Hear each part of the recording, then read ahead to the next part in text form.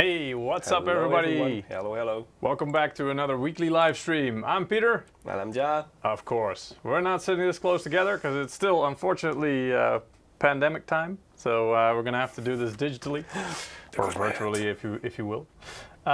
Today we're going to be talking about the Computex event, which every year is a big deal, right? I mean, together with CES at the beginning of the year in January. This year.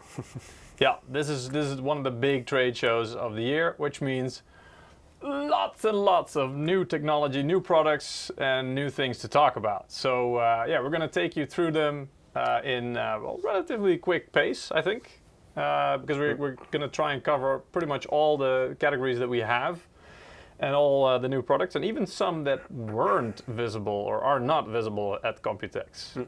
Yeah, I see some people already saying in the chat, I want to see a sword. Some people are already aware. I'm not sure if we had we had some inflatable swords at some point, didn't we? Like one of those things at events.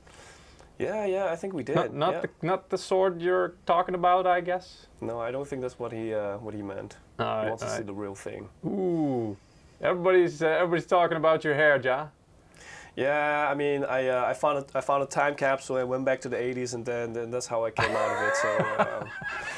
So, sometimes you got to live on the edge, try something new in life, right? Yeah. Well, it's not bad, man. It's not bad. Yeah, just like how we came up with a Liberator, So it's got to try something new. Yes, exactly. I might have to try that at some point. Not quite sure if my hair will do that, but we can find out. Happy to see all of you guys in the chat. Great. Yep. Hello to y'all. Good to see you guys there. I was on a holiday for about 3 weeks. If you didn't notice, I wasn't here for a while. So I pretty much cut off from all the friggin' tech news. So I came back and it was like, I knew some of the things that were coming up, but wasn't quite prepared for all of it. It's quite a lot to take in. Just like you weren't prepared for the live stream, right? I mean, you found out yesterday.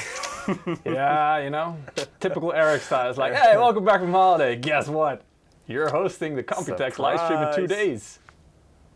Yeah. Anyway, it's a good way to get back into it because you do get all the news. So, I missed you too, dude. But yeah, thanks for everybody for joining today. Before we get started, we of course have a giveaway today. So we have a Steam code giveaway, $20. We'll have multiple codes to give away during the stream. You can go to msi.com/2/insider and click the big button that says participate in the giveaway. Or I think our spam chat bot should be working at least on YouTube and Twitch. The other channels are a bit iffy when it comes to sharing links. So if you want to make sure that you have the link and can participate in our giveaway, you need to make sure you watch our stream on either YouTube or Twitch. And there in the chat, the link should be spammed every, 5 minutes? Yeah, about 5-6 minutes. So if it doesn't work, just let us know in the chat. I'm going to keep a good track of the chat. So if you're watching on Facebook, I'll suggest, if you want to participate in the chat and have a good experience with the giveaway, just go to our Twitch or YouTube stream. Yeah, exactly. If you are a regular viewer of our stream, there should be an opportunity for you to use your what do they call it again? Loyalty bonus points, right? Yeah. Because it works like this: the more actions you perform, it's like a point system, so it all adds up, and the more points you have, the better your chance of winning. It's a random draw giveaway in the back end, and the more points you have statistically, the better your chance of winning. So that's pretty much it. And I'd say let's get started, right? We've got a lot to go through, so let's get going. All right, let's go. You guys ready? So, you guys were asking for it? Yeah. There it is. Somebody was already saying in the YouTube chat, I want to see ... sword. The sword. So to the rest of you guys, this is probably what he was referring to, because you don't see it now, but this is like the inspiration for our new lineups in the laptops division, the notebooks. So we have the contrast between the light and the dark.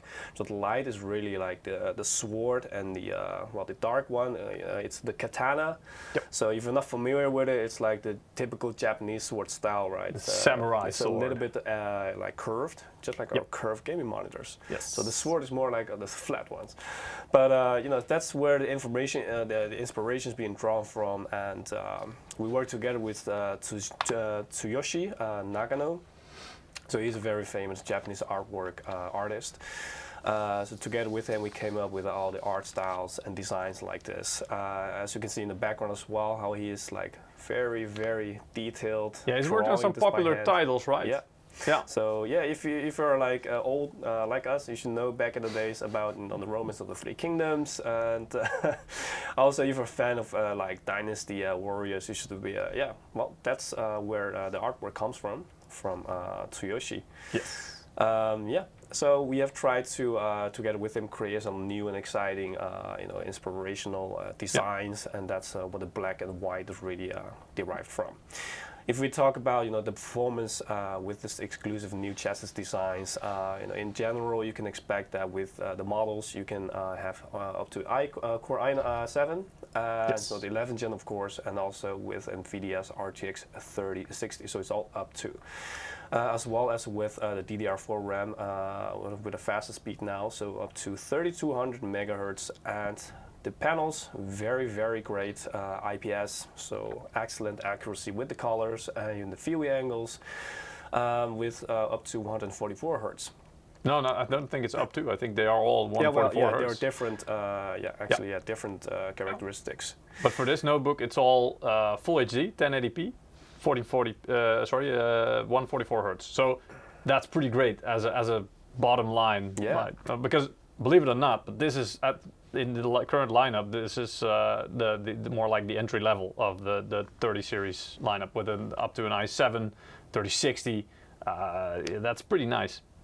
Pretty good. Yeah. Bombing performance. Yep. And of course, in order to cool all of this greatness, we have the cooler Boost 5. So later we'll see a little bit more details regarding how the design looks like with the 2 fans, the 6 heat pipes, and what changed. So the thermal solution there. Don't worry, we'll get into more details. Oh, and any but you're saying Katana Sword MSI is creating its own arsenal? You must not know the names of our Arsenal series of motherboards, right? I guess maybe he only watches. But stick around. He only watches your live streams, Peter. Then he might not. Yeah, that's true. That's true. But stick around because we have some more there for you. Anyway, Cooler Boost 5. Yeah. Here we see we just mentioned, right, the 2 fans and the 6 pipes, so really providing the laptops or the notebooks with the cooling performance that's needed in order to have the efficiency and the power. That's no hiccups. What changed here is also the wider channel. So within the heat pipe, you have now a thinner pipe wall. So there's going to be more cooling available within the pipe. Exactly. That means more fluid, more flow of, and so basically more transportation of heat. So it's more efficient. That's a very nice boost to your cooling performance right there. Yeah, and with all of this, in general, we have, on average also with a 33% of reduction in wall thickness, and this, all resulted into 50% more airflow and a general 2% reduction in the heat department. Yep. Guys, if you have any questions, of course, just drop in the chat, right? Okay, so as for the keyboard, for the white, both as the white and the black version, we have a very convenient and a practical layout. So with a more convenient control key, the precision touchpad, it's also very spacious, and of course the very well lined up number pad. Yes. Which sometimes you do not see, but. Yeah, especially on the smaller laptops. If it's, for example, a 15-inch already, then usually gets a lot of the time they tend to leave out the numpad because it's you have limited space, so you got to make choices. So this numpad is it's very narrow, it's very sleek, but I think a lot of people will really like the fact that you do have a numpad because it does come in quite handy. And in order to have still, since your keyboard is like smaller, you still have all the hotkeys functions available on the top row, of course. Yes. So all the goodies there. And some nice backlighting, right? On the white one, it's blue backlighting, and on the black one, it's red backlighting. Yeah, so that's the typical color combination for the Sword is white and bluish, and then you have for the Katana, it's like dark and black with a reddish. The blood of your enemies on it. Oh yes, just like that. All right, so going into more details regarding the GF Katana series. So there's the Sword and the Katana once again, but then within the GF series. Yes. So generally, feature-wise, you can expect that it goes up to the Intel Core i7. Some of this we already mentioned before. Yeah, it's kind of an overview of the series that we just introduced indeed, but a bit more. So the first block we already talked about. Second one, pretty much also, it's full HD, 144 hertz. Thing we didn't mention before, it comes with Maverick high-resolution audio, so that's always nice. Great sound quality. Yeah, exactly. For control, you have MSI Center, which is new, which we will come back to, but it's a really nice addition. And a crosshair, so it also gives you a lot of things that you can do on a laptop, a lot of customization. In the gaming department. Exactly. And I mean, for streaming, of course, so you've got a lot of connectivity. If I'm seeing it right, it's Wi-Fi 6, which is really nice. Gigabit LAN. Exactly, and gigabit LAN, yeah, and of course Bluetooth, which is for extra.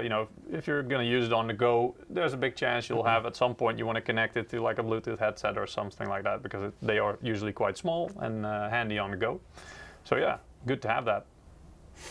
Yes, so that's for the GF department, and when we go to like our pulsating, department. Pulse.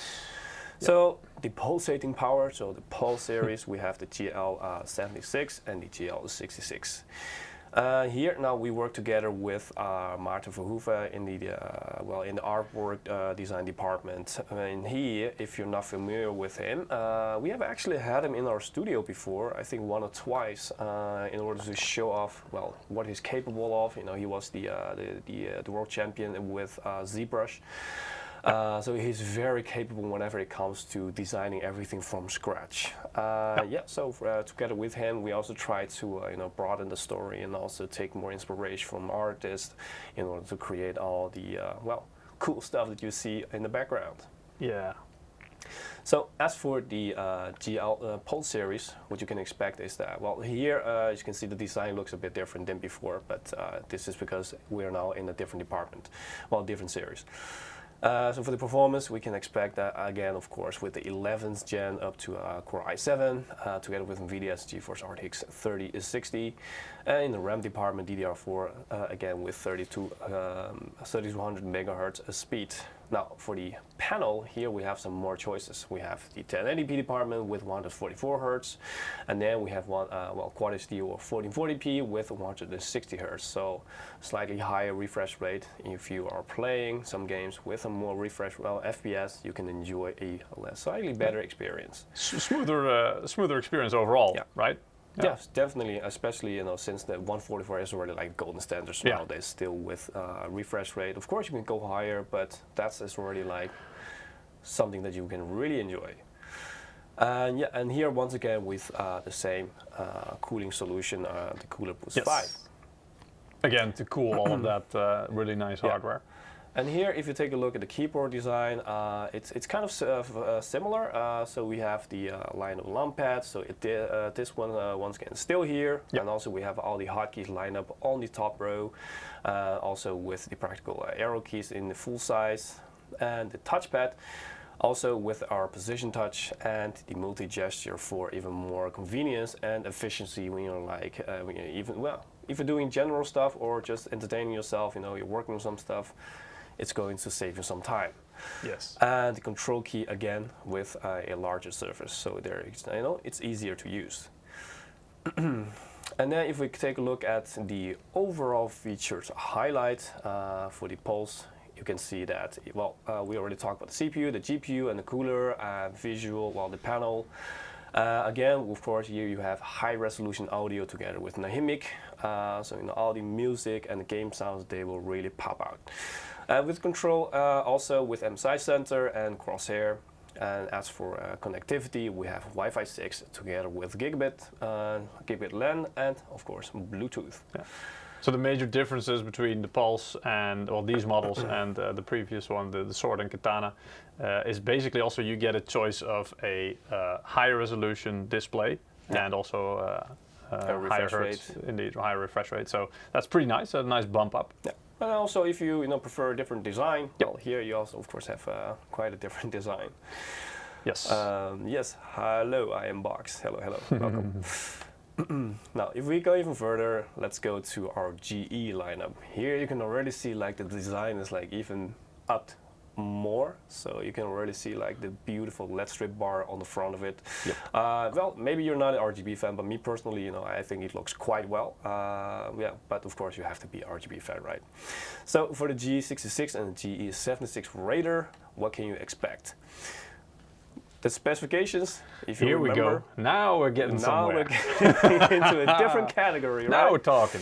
So 11th gen up to the, of course, the latest Core i9 paired with NVIDIA's GeForce RTX 3080, right?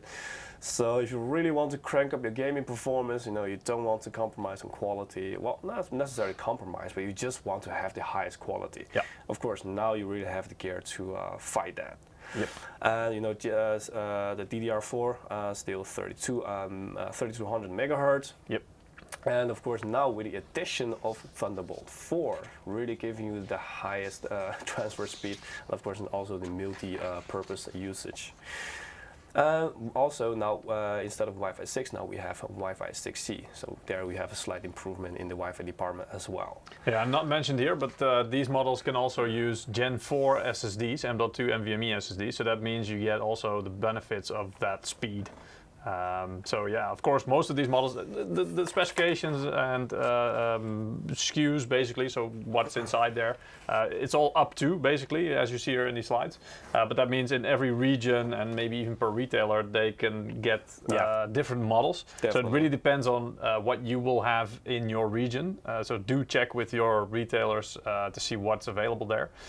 And most of them I expect will come with at least one NVMe SSD already inside M.2. For the main storage, the OS, and probably one slot also that's still available, either that or maybe there's already an SSD in there as well for ultra fast storage for your games. But yeah, that's something extra that we want to mention, that it can use that really fast NVMe M.2 SSDs.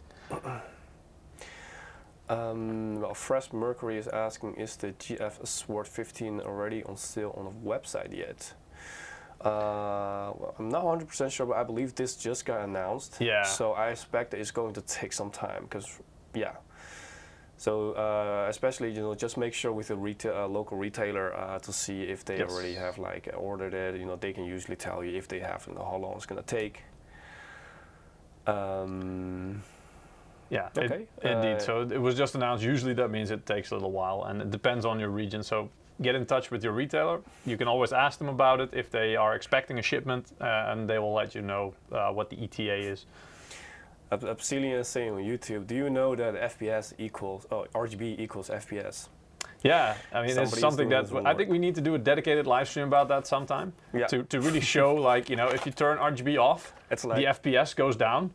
But if you really crank the FPS, the RGB up to like, you know, maximum, then your FPS goes through the roof. Everybody knows this, but yeah, this needs to be common knowledge, you know? Of course, it's like legalized cheating, right? It's all good.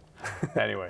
All right, now back to the matter. Yes. Now here with the GE Raider versions, you have a lot more options in the panel and refresh rate department. So, you know, you can start with 144 Hz, of course, nothing wrong with that. You can have an excellent gaming experience, smooth, and so, but if you prefer to have more, of course, there's still the 240 Hz option, there's even the 360 Hz option. So of course 360 Hz is right now well, the highest capable refresh rate. So if that's, you know, you want the best of the best, go for the 360. But there's going to be a little bit of a but, because it also depends on, you know, what kind of resolution do you want. Yeah. So yeah, right now we also have 4K resolution with this as well. So really in the panel department with the GE Raider, you can have all the options available. And it's not quite clear from this slide, so let me clarify it a little bit. But yeah, the 360 Hz is only available on the 1080p monitor. So if you have the 1080p panel in there, that goes up to 360 Hertz, either 360 or 300 Hertz. So that's quite fast. They are still IPS level though, so they've got really good colors, really accurate, good viewing angles, everything like that. On the Quad HD or 1440p models, you've got either 100 65 hertz refresh rate or 240. So both excellent. Yeah. But these also have the DCI P3 certification. Yeah. So that means the color reproduction is very good, and it's suitable for content production. In a way. I mean, generally, if you have like a very capable panel, it usually has like a rating of around 97, 98-ish percent DCI P3, and here with this kind of laptops in the panel, you even have like 100% DCI P3 coverage. Yes. So here together with the IPS panel, you can really truly enjoy whatever it is that you're looking at. Some AAA title game with a fantastic view of the environment, or if you're watching anything on your screen, that's generally really going to pop off. Yeah, and for the 4K display, that's even higher end. I mean, it goes up to 120 hertz refresh rate. Any higher on that on 4K doesn't really make that much sense at the moment. But those panels are also 100% Adobe RGB rated. So. That's really something that you are going to look at if you're into content creating, like video production or visual reproduction of something, or visual design, like Mr. Maarten Verhoeven was in that indeed. So then you're going to look at something like that because you want your color reproduction to be really good and accurate, and that especially the 4K panel will provide the really excellent levels of color reproduction and accuracy. Jorge is saying on YouTube, it would be interesting if the Xbox Game Pass was included. Well, interesting that you mentioned, because that's actually part of what we're going to talk about later. Yes. And I think I'll also show you, well, at least let you know, where you can find all the information, all the eligible models. Now, you have to go check on our website, but if I remember correctly, this model is also included. But later, more on that. Yes.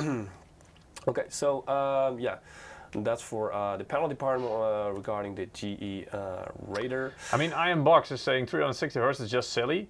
It depends what you're talking about, because for a full HD panel, which that's where you can get it, it can actually make a lot of sense, especially in competitive game titles that are not that GPU intensive, and the CPU, especially up to an i9, can really handle high frame rate. So. I mean, if you're talking CSGO or Valorant or games like that, maybe even Rocket League, I don't know, then it's nice to have that room to actually get even smoother and faster performance. I mean, frames win games. That's simply how it goes, and especially with the response rate, the latency. So the higher your refresh rate on your monitor, the faster your response rate. So that's pretty much it. So these things are, it does make sense, but it really depends on what you want to do with it. If you're going to play AAA games on it, probably you're not going to hit 360 FPS. But for competitive games, it can make sense, definitely. And when it comes to like storage and connectivity in this department, when we talk about Thunderbolt 4, we have like the PCIe Gen 4 SSD, not 3. And also when it comes to the SD card, if you're doing some file transferring work, from a camera, other devices here, you can also enjoy like right now like a very, very fast speed. And Thunderbolt 4, of course, you can do more with it than just transferring data at like close to 40 gigabits per second. You can also use it like as a alternative, version of the DisplayPort, and you can charge devices with it. So generally, it's just a lot of usage out of a single connector. And well, of course, with the delivered Gen 4 PCIe SSD, you can also make sure that you are enjoying the highest speed possible when we're talking about the storage within your laptop. When it comes to connectors and storage and stuff like that, no compromise here, again, in the GE Raider department. And if we take a look at so a lot more features, of course, cramped up in here, because this is really the overview. Really like in the highest department. And here we can see, many of these stuff we already talked about. But for example, here with the keyboard, there's also, generally in the LED and the RGB lighting here, we also have SteelSeries RGB. Here we also have like per key, per key lit up. Per key RGB and also like game profiles, for example. So you can it works with the SteelSeries GameSense, and so that kind of software. So basically, you have a lot more customizability with your keys, even per program that you're using. For example, in a game, you can let it display health, bullet status, or simply just highlight the keys that you actually use in the game, WASD, control, whatever. So yeah, a lot of customizability there. Yeah, and like Peter calls it, the barely legal battery, right? Of course, in such a laptop, with all the high tier hardware being packed into it, you also need a beefy battery to really, go through the day, right? But it's indeed, I think 100 is like the boundary where they say you're not allowed to take it onto a plane anymore. So it has to be safe for travel, obviously, and this is like the maximum capacity we could get into it to still have it legal for you to take it with you on an airplane. So that's why we call it the barely legal battery, because it's barely legal. It's scraping the boundaries and really looking for the edges of what's allowed. But yeah, giving you the maximum possible.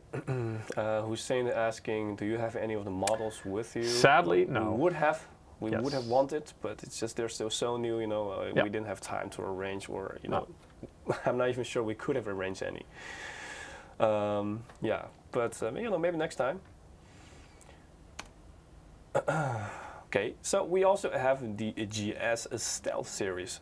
So the Stealth, really the big difference here is one of the big differences, like the design. So this one is thinner. It looks a lot more, I'm gonna say stealthy, but it's a lot more low-key. So the design, there's really only, this kind of RGB strip in front, or any of these, I would say, just quote-unquote, gaming elements. The gaming design here is really about simplicity. And that's also one of the big changes here. So when it comes to spec, you see a lot of similarities between the GE Raider. So that's why I say, the one of the biggest changes here is really, if you prefer to have something that looks a little bit more stealthy, a little bit more, less gaming looking. This is, what you can go for. Really here, the premium design is what really pops off. It's also a bit flatter and a bit lighter in general, I think. So that means it's a bit more portable. So if you do intend to take it, for example, this is the perfect laptop if you also still want to use it in a business environment, or, for a different purpose. So you can still take it with you. You can even use it at work. It doesn't scream gamer if you don't want it to. And it's just a different look that we found also a lot of people seem to like and appreciate, us included.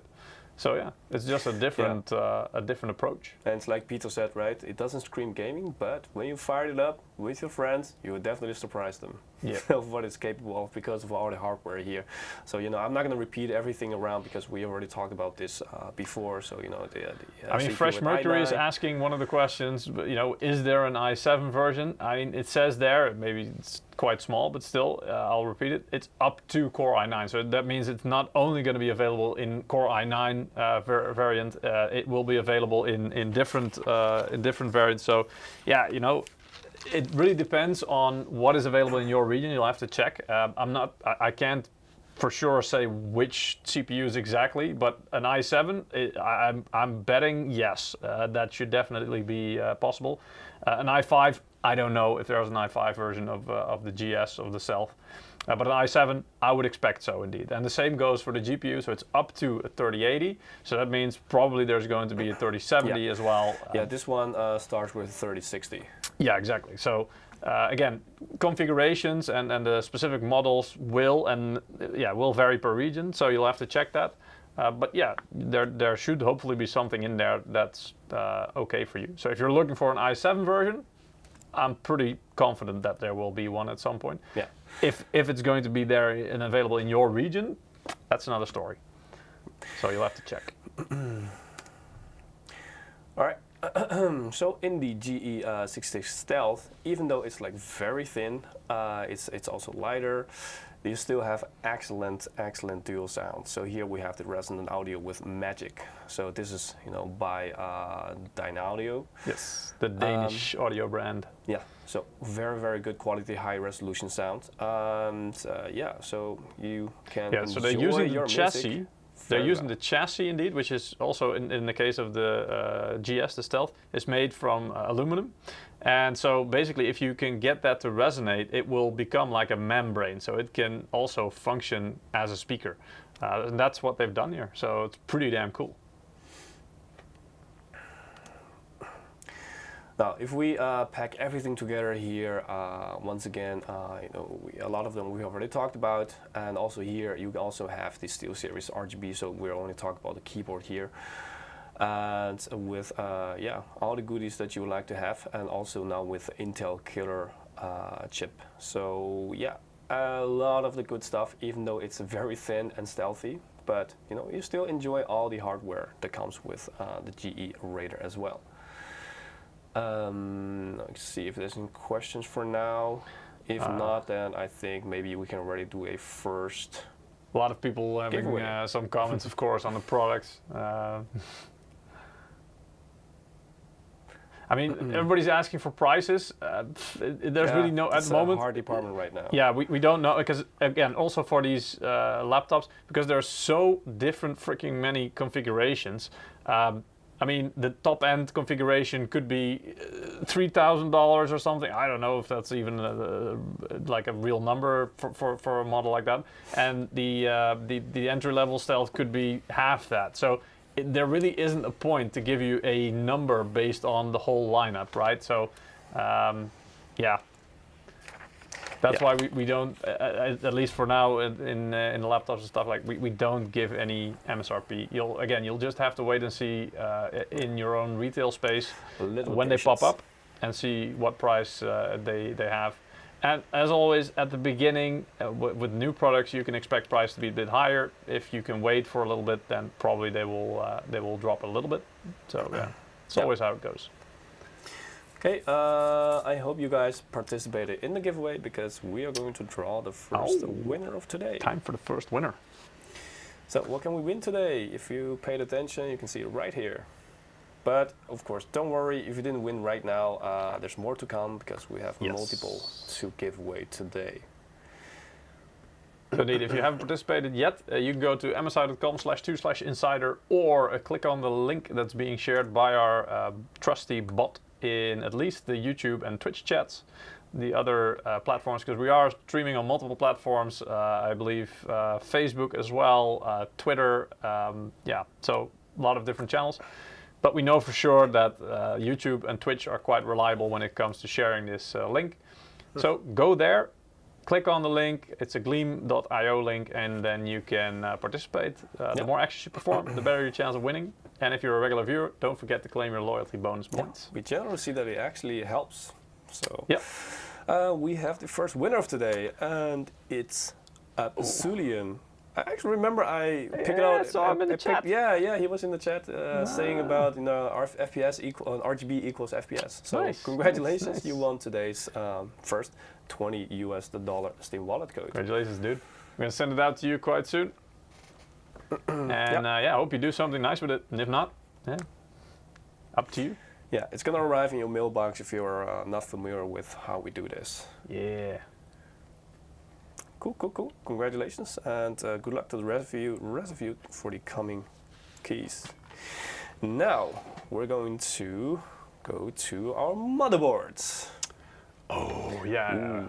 So we've got a couple of motherboards actually here that I can show you. And if you remember before, we were talking about some weapon names. Of course, if you're familiar with our motherboards, and especially the MAG or Arsenal Gaming lineup, of course, that's where we've got our weapon names as well. So what I've got here for you is, well, our I two hope it's not a real tomahawk. I wouldn't be able to lift that. But it is a real Tomahawk motherboard and a real Torpedo motherboard. So I've got here for you the X570S Torpedo and Tomahawk motherboards. Yeah, as you can see, they look different from the standard, or let's say the previous X570 motherboards. Yeah, can you guys guess what's different? Well, it's the look as well. So basically, the look, we've given it a fresh, a fresh cover and a fresh look and feel. But of course, there is more. Because in the previous lineup of X570 motherboards, there was one thing that I think caught everybody's attention, which wasn't seen very often before, which was the motherboard had, the chipset basically had a fan to help with the cooling. But as you can see on these models, there is no fan. So yeah, the biggest thing here is they are all passively cooled, completely passively cooled. I guess no fan service. Yeah. No fan service indeed. Only fans. Yeah. No fans. Fresh Mercury is saying on Twitch, MSI is going to war with other companies. XD. Yep. Yeah. So maybe go back to the slide lead. Yeah, so they also have enhanced VRM design, so that means they've got beefed up power designs. Will be able to handle some of the new high-end both CPUs and APUs that have been announced by AMD, of course. They're also equipped with the latest features, so that includes 2.5 gig LAN and Intel Wi-Fi 6E on the Tomahawk, that is. So the Tomahawk, of course, is a little bit higher position than the Torpedo. But yeah, really nice. So both, I think, let me check. Yeah, both have both 1 gig and 2.5 gig. So I can show you on the Torpedo here as well, by the way. So you've got, let me check. So the top one here is 1 gig, as you can see. And the bottom one is 2.5 gig. This one, I don't think it has Wi-Fi, and this, the Tomahawk, it does. You can see it by, of course, the Wi-Fi antennas in the I/O shield here, and it will support or does support the new Wi-Fi 6E. So that's even better and faster. Great. Than, so you really have newest 6. of newest. Exactly. So you're really ready for the coming time with your really fast and reliable internet, Wi-Fi connection, let's say. And of course, both already coming with the I/O shield pre-installed, and that's what you really need to have. Yeah, it's a small thing, but it's really a quality of life improvement that there's just no chance you can forget to put these in when you've already pretty much finished building your PC. But it's just such a nice touch to have, and it just makes it feel a lot more premium when you're building the PC, you know. But yeah, they also come with out-of-the-box support for AMD 5000 series CPUs, of course, so those are available now already. But also the APUs that have been announced should be available from August 5th. So yeah, of course, if you don't know, the APUs are, of course, the CPUs with the built-in graphics, I think Vega graphics as well. So especially now, that's quite interesting, because now, you know, with the graphics card market being the way it is, it's a really nice solution to you know, for the meantime, if you do want to or if you have to upgrade or update your PC. And more details will be coming, because we're going to have some more streams where we go into a lot more detail about these models and other new models as well. Some other differences I want to highlight, of course, is that for PCI Express, the 10th gen Intel, 11th gen? Yeah, 11th gen and 10th gen, of course. There's a difference there. Especially that the 10th gen only had 16 PCIe Gen 3 lanes, also for the X16 graphics card, and the 11th gen, of course, has more support for more PCIe lanes, and specifically Gen 4 lanes. So you've basically got 16 plus 4 That's what they called it. So you've got the X16 graphics card that has the lanes. Of course, you need those X16 slot for those for the graphics card lanes. But then you've got an additional 4 lanes specifically for M.2. And I'm pretty much in the way, but there you go, for the M.2 slot. So the M.2 slot there will have its dedicated Gen 4 lanes. So that means you can actually use a lot of that Gen 4 NVMe M.2 SSD speed. Yeah. So if we go to the next slide, we will see that. Here we go. So there's a lot of possibilities here. On the MSI B560 range, if you're using it in combination with a 11th gen Intel Core processor. And I mean, there's more information to be found in a dedicated blog article on our website. So if you want more information about that, you can look for that, the MSI B560 plus 11th gen Intel Core. But the short of it is that a lot of these models, as you can see in the overview here, especially the ones with the green on the first M.2 slot or M2-1 basically. Pretty much all of them will have their dedicated PCIe Gen 4 times 4 lanes. So that means you can use the full speed of a Gen 4 SSD. On the M2, so basically the second M.2 connector, that's going to be PCIe Gen 3, and the difference is that for the first slot, that one uses the CPU lane. So that's why it's important that you combine it with an 11th gen core processor. Because if you have this board, but you're using it on a 10th gen, if you're using a 10th gen processor on this board, you will not have the PCIe Gen 4 lanes for your M.2. So that's where the difference is. Yeah, and that's simply because also the second, and potentially if the board has 3 M.2 slots, the second and third slot are chipset lanes, so that will always be decided by the motherboard. So there, the CPU doesn't make that difference. Yeah, I think there's the next slide. I think also had, also had some of these overviews. There goes my cheat sheet. But this is the situation if you're using a 10th gen Intel Core processor. So here you can really see that on most motherboards you will have the PCIe Gen 3 still available coming from the lanes, but they're pretty much all chipset lanes, and on some of them they're even completely disabled. Yeah. So. Because the CPU doesn't have any lanes available, so yeah, then those lanes are completely not there. So yeah, but again, more information about that. It's quite complicated for me. Like I said, it's a lot of information that I had to process in a short time. Mike gave me the short of it, but for me it was still a bit more information. So if you if you really want the lowdown and the details of this story, you can find it in a dedicated blog article on our website, so that should be easy. And I think also, another key takeaway here for you guys, if you're like a little bit lost in the graph here or the table, it's that, if you compare this especially with a lot of the competitor B560 motherboards, basically what it comes down to is that they only have one M.2 slot left for you. Yes. And because the other main one is already disabled. And some of ours is also like this, like with the Tomahawk Wi-Fi and Torpedo, but with the majority of our B560, you have at least 2 options. Well, actually 2 options everywhere. Yeah, exactly. Yeah. So yeah, that's like one of the big differences. If you really don't want to make use of any, 2x5 inch, hard drive or SSDs, you want to make M.2, your primary, storage. You're going to make sure that if you want to have 2 pieces, that the boards that you're going for are actually available if you're using like a 10th gen Intel Core processor.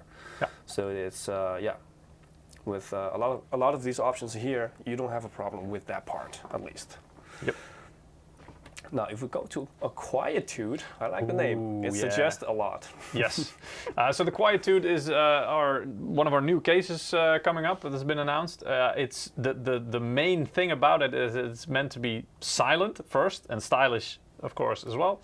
But yeah, to be silent, that means that you need to have some sound dampening. So the panels, I'm not sure if we had it on a live stream before, but we have a case that's called the Creator 400M, which also, we started trying out some things to see if we could reduce the noise and add some sound dampening technology there. So those already are using some padding to have indeed it's a sound dampening in the panels on the side, front, and top of the case, and that really helps to kind of mask and absorb the sound coming from fans or any kind of things that you have. Maybe even if you can do water cooling in the case, that will also sometimes give some noise. But yeah, it will absorb most of that sound, so that in the end leaves you with a quieter PC on the outside. Of course, supported with Mystic Light RGB lighting. Can support mini ITX, micro ATX, ATX, and extended ATX motherboard sizes. So all your goodies. Yeah, pretty much all of it. That means also it's just a good size case. I hope we're gonna have it in the available here soon in the studio, so we can maybe do a build with it to show you guys how it looks. Yeah, and featuring, of course, all the new MEG Silent, featuring the all new MEG Silent Gale P12 fan. Yeah, so that means it's a completely new fan that was developed indeed, which again, with the goal to be even more silent, while still providing a lot of airflow, of course, through the case, because that's always good for your hardware. Yeah. And the next slide we can see, just quiet how much dude. How much room there is to breathe. Troy, I like that. Quiet dude. Quietude. Yeah. There's always that one quiet dude somewhere in the group, right? So. Well, if somebody's asking you what's special about the quiet dude, you can simply answer, it's quiet, dude. Yes, it's silent. Yeah. Anyway, all right, yeah. It's also got a 3-stage fan control right there on the case itself. So that means for the fans that come with the case, or you connect to the hub or the front panel of the case itself, you can control them right from the case itself. So you don't have to go into software or inside the case for any of that. So that's really cool. Can you go to the next slide, John? Yeah. Oh, sorry, I was reading the chat. Yeah. And we also have something new coming up, which is called the Gaming Maverick, and that's a pre-assembled bundle kit. So basically, it's like I want to say a starter kit, and it's kind of DIY, but it's also kind of not, because it does come pre-assembled, and what's included there are, as you can see on the picture, a case, especially the one here, which is basically an exploded view. The case, a motherboard, the memory, which is G.Skill Trident, and you have the liquid cooler, of course. So those are already included. So the things that you would still need to add there yourself are the CPU is also included. Oh, sorry, I forgot also that. Include the oh, it's so tiny on the picture Core there. i7, you're right. 700K. 11, And here, well, if we just talk about the components, we'll just show this a little bit clearer. Yes. And then we can go back. So indeed, so the case will be the MPG Velux, the 100p airflow, and it's combined with the motherboard that's in there is the Z590 Gaming Edge Wi-Fi, so that's pretty nice. The processor indeed is an Intel Core i7 11700K, so also a pretty solid processor there. The memory, G.Skill Trident C Maverick, so it's a special version made in cooperation with MSI for specifically for this campaign, for this build. And to cool the CPU, you've got the MPG Core Liquid K360, so that's the 3-fan radiator, which is also a pretty damn powerful cooler. And if you want to know all the details about this CPU cooler, just look into our MSI Insider live stream playlist. There you will find it. We have streamed it. Yeah, and also you've got a dedicated landing page. So if you are interested in this bundle, then you can, if you Google MPG Gaming Maverick MSI, then you'll find a dedicated landing page which will tell you all about these products that are in this build, and individually and show you the features, but also where to get it and when it will be available. So pretty cool. Yes, Maverick, there is RGB on the case itself, definitely. On the front and on the inside. It's not like over the top blow you away RGB, but it's definitely there. And of course, you can see there's RGB on the motherboard. There's RGB on the RAM on the G-Skill. There is RGB on the liquid cooler on the core liquid. So yeah, there's plenty of RGB there. Of course, there's always more room for you to add more, which always gets you more FPS, as everybody knows. So yeah. Yeah, just like Edwin says, it's Lego for pros. Just assemble it. No, well, that's the thing. This thing actually doesn't need to be assembled. It comes pre-assembled. The only thing that you still need to add are a power supply, storage, an OS, and a graphics card, of course. RGB everywhere. Yes. But you can turn it off if you don't like it, so don't worry. Okay, so yeah, this is the pre-built bundle, if you may, the Maverick. Now, if we really want to have a fully pre-built, of course, you go look for our gaming desktops, right? Yep. And one of this year's big introduction is that we have actually completely changed our, if you're familiar with it, I hope you are, our old or current Infinite S. Well, our MAG Infinite S, so from our MAG series. That one was like a very, very small form factor desktop. It was only like 10 liters, so you can fit, just like about a few bottles of like 1.5 liters. You can imagine how big that is. But yeah, it's like the size of my forearm, so that's like how short it was. So it was a very small gaming desktop. It's meant for if you want to save space on your desktop, if you want to move around with it a lot, you still have quite a capable desktop that's performing really well even with AAA title games, because there's still a full-sized GPU in there. So yeah, we have completely changed the identity, and it went from 10 liters to 32 liters. So yeah, this became like a, let's say, close to a mid-tower sized gaming desktop, but still not as big as a mid-tower. But of course, with bigger space now also comes bigger performance. So you can also have more performance, and later I will show you, of course, what details what hardware you can expect. So with the new Infinite S3, you can expect that you can get, well, configurations, like we mentioned earlier, they can differ. So if you want to have a lower configuration, that's possible. But generally with the S3, you can go up to a i7 11700, also with an MSI GeForce RTX 3070. So that's a heck lot of gaming power for you already. Even if you're playing like on 1440p, or if you want to play 4K, it's no problem. Yeah, so in DDR4 department, also you have like the 3200 megahertz, well, with up to 64 gigabyte of RAM. Yep. So in the RAM speed department, no worries at all.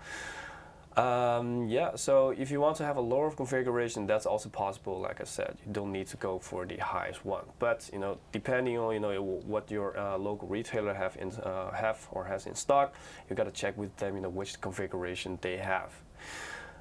So yeah, in the connectivity department, of course, we also have a gigabit LAN and with Wi-Fi 6E. So we can move this thing around and still make use of like the best possible Wi-Fi available right now. And yeah, I don't have to mention Mystic Light, right? So you can already see it in the front of the case. There's like a very subtle, diagonal LED strip. That one you can, also inside the case with a CPU. Well, all of this you can tune for yourself with the Mystic Light software, which is nowadays you can find in our MSI Center, but we'll show you that later. But of course, as you are used with all of our gaming desktops, with this one we still have put everything inside the case in such a way that even though we have like our silent store cooling, so different chambers with the best cooling capability, but we still make sure that you can still easily upgrade it whenever you choose to. We generally encourage you to upgrade. It's still like a process of playing with the hardware, right? So if you want to upgrade your GPU, I mean, yeah, the RTX 3070 is more than powerful enough to handle your games, but I'm speaking in future terms, right? Yeah, in a couple of years, 2-3 years, maybe there's something new, even better. You want to upgrade. The PSU in here is powerful enough to, have something, of course, that draws similar power like the 3070. So yeah, you can upgrade. Everything is very easy. You can take out RAMs, you can exchange the CPU, even getting the new PSU. we make sure that it's easy. Now, if you want to see how easy it is, just make sure to tune in our future live streams, because once I do get my hands on the sample, I'm going to show you all about how you can exchange components, how everything looks like from the inside, and tear it all down and hope it still works afterwards. Even though there's really nothing to upgrade it to yet, nope. But show them how it's done. Keep the future in mind. Exactly. So that's the Infinite S in our S3 in our Infinite lineup. Of course, in our Infinite lineup, you also have the Infinite and the Infinite X, which you should have already seen if you have watched our live streams in about a month earlier. I have live streamed that one already. So, like I mentioned earlier, with our gaming desktops, well, not just the gaming desktops, but also gaming laptops, you also get a 1 month of fully unlimited access to Xbox Game Pass. So if you want to find out about all the details, you can just go to our website, you go to what's new in the top panel, and then you go to promotions, and it's right there. So you can read about all the eligible models, because all the newest laptops, they also are eligible, and many of our desktops like Aegis and the Infinite lineup, the Trident lineup, they also have many models in there that are also applicable for this promotion right now. So the period is from June 1st to the June 30th this year. Now, if you want to make use of it and play. Yeah, and you can find all our promotions currently at any time. If you want to know what the current promotions are that are running for MSI, you can always go to msi.com, click on what's new at the top, and there you can find the promotions category. So, at any point, if you're looking to buy something and you're just wondering, all right, what's the deal? What can I get? It's always worth checking out. Yeah, and just to clarify, just because it's called Xbox Game Pass doesn't mean that we're talking about, you buying for example, a laptop or a desktop, you get the Game Pass for your Xbox. But what if you don't have an Xbox? No, it's still games that you can download via Xbox Game Pass on your PC to it's play Microsoft, on your PC. right? So yes, it's linked to Windows. So don't worry, you don't need to have an Xbox to make use of this promotion. But if you do have it, you can also use this unlimited pass on your Xbox, of course. So for now, in the gaming desktop department, this is something that's going to be upcoming. And when we talk about the gaming monitors, the biggest one is going to be literally, and also, but also what's like the figuratively. Yeah, figuratively. Yes. Thank you, Peter. So the MEG 381 CQR Plus. Now, it is 38. You should be familiar with this now. It indicates the size. The first two numbers always indicate the size. So 38 inches, and of course with 30 inches, 38, you can expect it's going to be ultra wide, right? Yes. But right after this, all the specifications. But the most exciting feature here is also the most innovative feature, because it's really one of its kind, first of its kind, is that we here once again have the human machine interface feature implemented. Now what this means is that you have the dial, as you can see on the visual right there. You can turn it, you can click it, and then it will exchange, it will go from one feature to another that you can activate without having to touch your mouse or your keyboard. A little bit similar context, as our gaming dial on our Aegis TI5.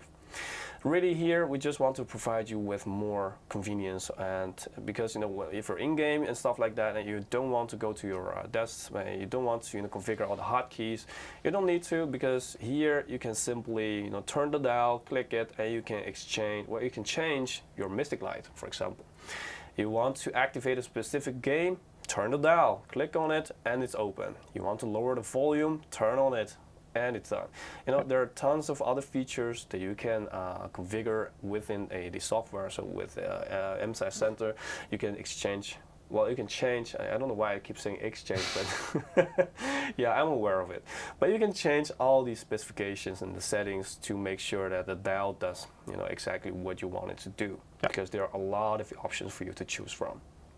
But it's a really cool extra thing that just makes everything easily accessible indeed. So your most used features or things that you change, whether it be volume, brightness, doesn't matter.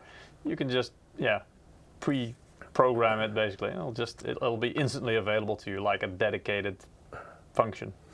And just in case you missed it, because it's not that big on the visual, but there's also a screen. So on there you will see what you're actually doing.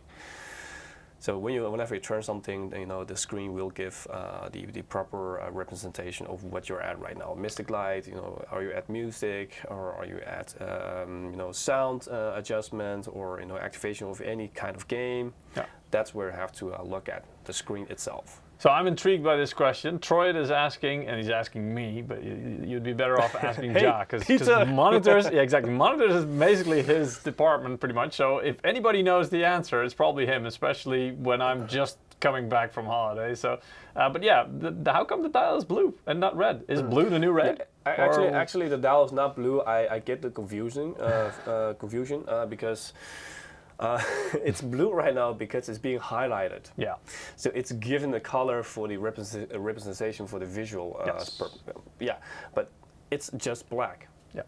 So if you look at like the bigger monitor, if you just look at right underneath the blue dial, there's the original dial without any color. So that's how it looks like. So it's not blue. So really, black is the new red. If you were wondering, I guess we're really getting rid of the red. Well, I don't know if you really want to get rid of it, because it's less. It's kind of one of the things that we are still, I think, known for a lot of people. So why get rid of it completely? But on some models, yeah, why not? Oh, I'm not sure if Troy asked HMI explained before I explained or after I explained. No, he asked before. Yeah. Before. Okay. And C is for curved. Oh, good job. Yeah, really paid attention. It's sticking, dude. Good to see. It's repetition, right? That's the thing. It will stick. Yeah. So other features that you can expect with the monitor, well, the key ones. I'm not going to give you all the details because I still have to live stream about it. Okay, so you're not gonna watch that one if you know everything already. But the most important ones are already listed here. So 38 inches, like I said, and even though it's IPS, it's still curved. So 2300R is the curvature here. The R stands for the radius.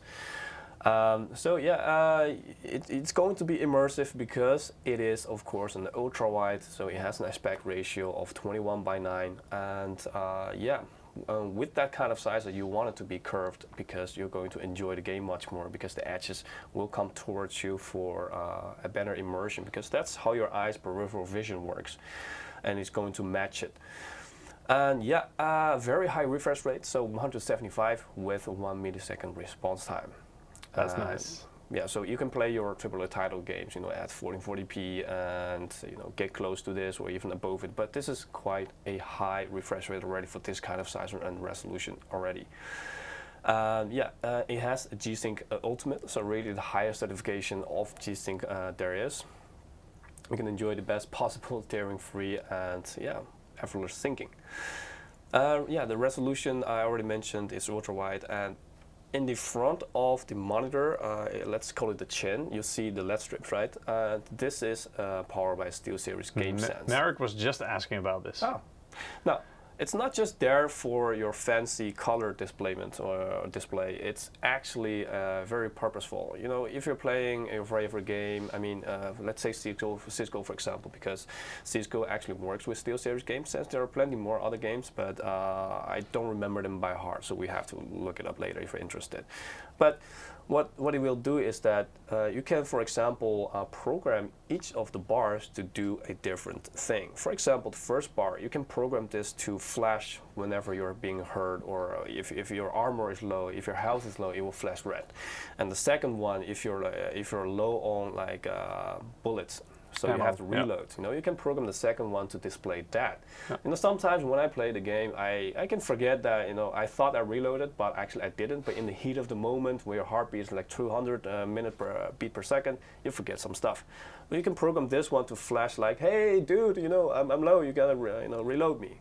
All this kind of good stuff you can program into these bars. You can program them all to work together as one unit. You can program them to do separate stuff. I just mentioned a few examples, but there are plenty more that you can do with them.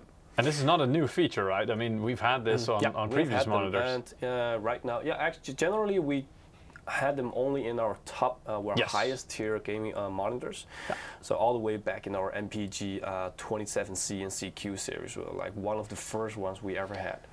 Maverick, you're saying it's another cheat? No, it's not, because actually the way this works is the game developer, basically, or I think that's the word, the developers, they have to choose to allow this, because the way this works is it has to be able to read from the game, so parameters, otherwise it can't really process and display it. So anything the game doesn't want you to read and to display, it cannot be used by this. So it's not a cheat, because again, the developers have to be involved and support this and decide what is allowed to be displayed and what not. So it's definitely not a cheat.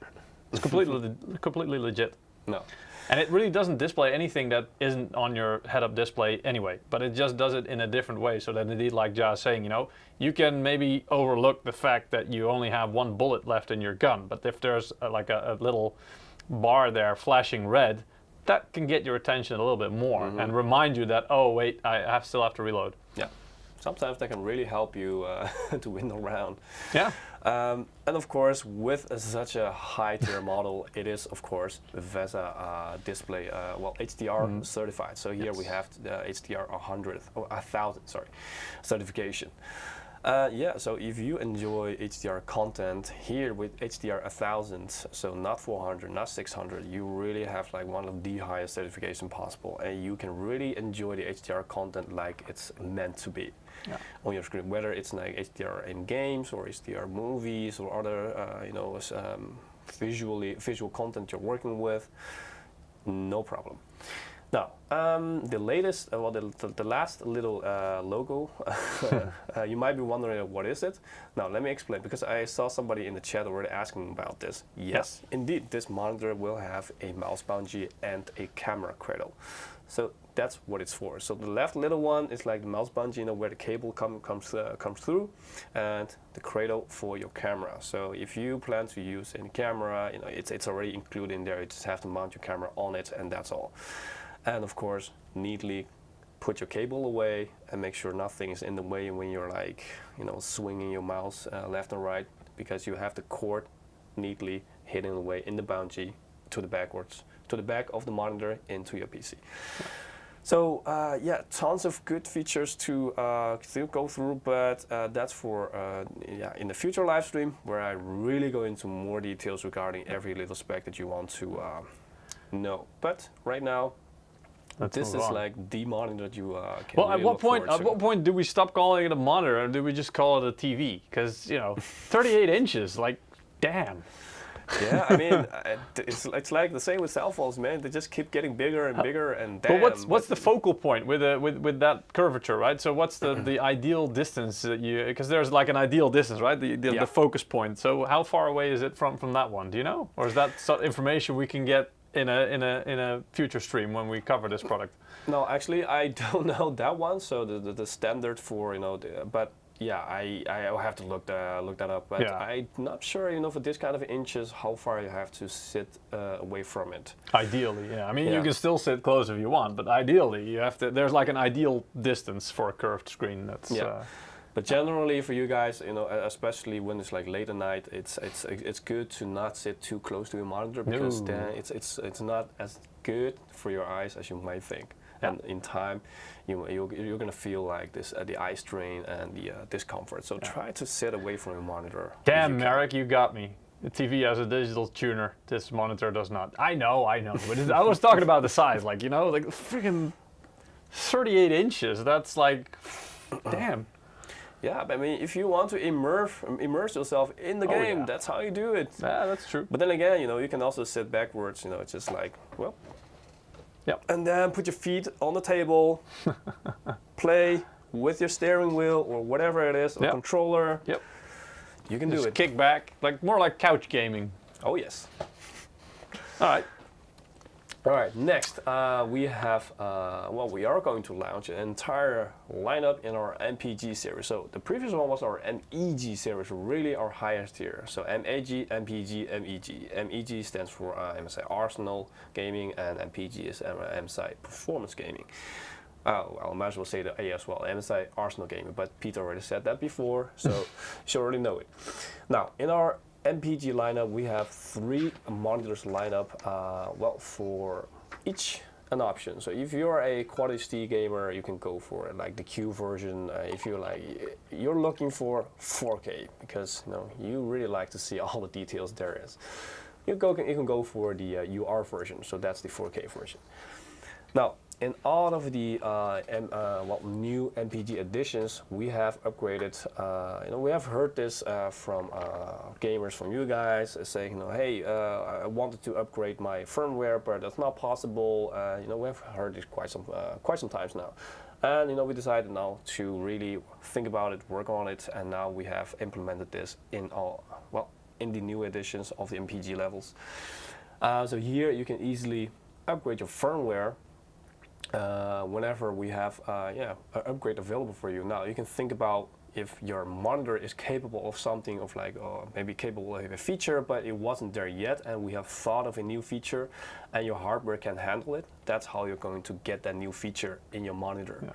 So maybe a smart AI function for your monitor to have a crosshair that's going to aim for you automatically. I'm just saying something, right? Now that is cheating. Yeah, it sounds like it. Yes, but this kind of stuff, that's how you're going to get it, because this is not like your PC. You download some software and that's it. Voila, you have it, right? So here, as long as you make use of the USB Type B, which as you can see on the visual, it's indicated right there, you can make sure to upgrade it.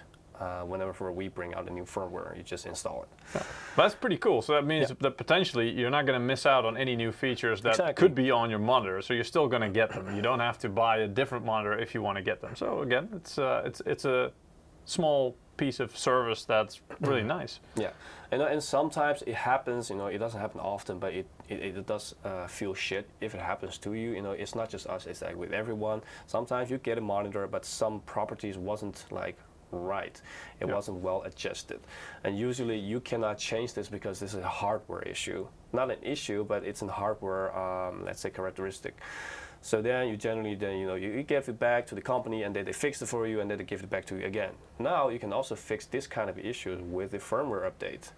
So a lot less hassle if ever something does happen like this. Yes. Now, if we go into the models. First, let's go with the MPG 321 QRF.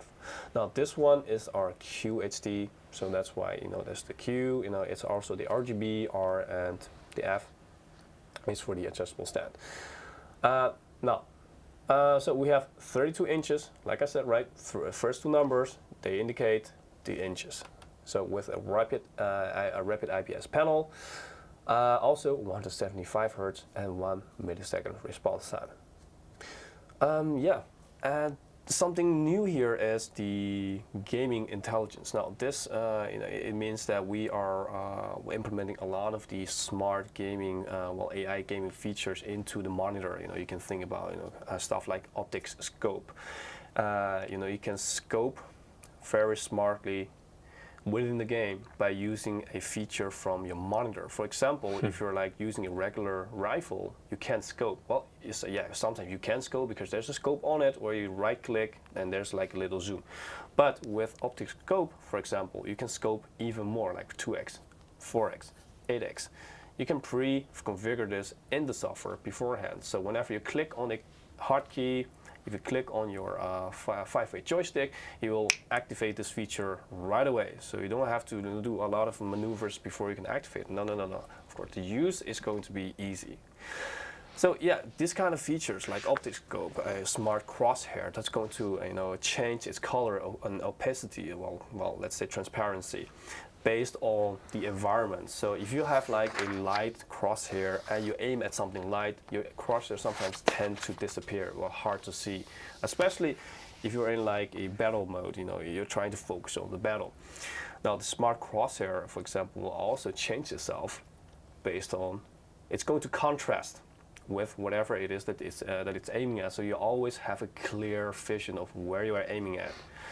And there's even more of this kind of smart gaming features that's implemented in the monitor that you can activate with, for example, control K.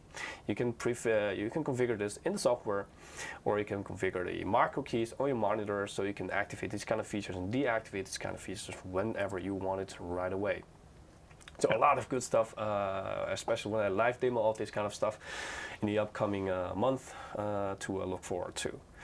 And yeah, there's also console mode. Of course, I know, well, we know that, you know, sometimes you also play on your console, you know. Of course, people don't just have gaming desktop, they also have consoles. But with console mode, we make sure that, you know, we have the best optimization for the console. And, you know, if you use a console, for example, you pick up your controller, you don't have to do anything. You will just automatically like turn up your, well, power on your monitor, and then, for example, activate the game.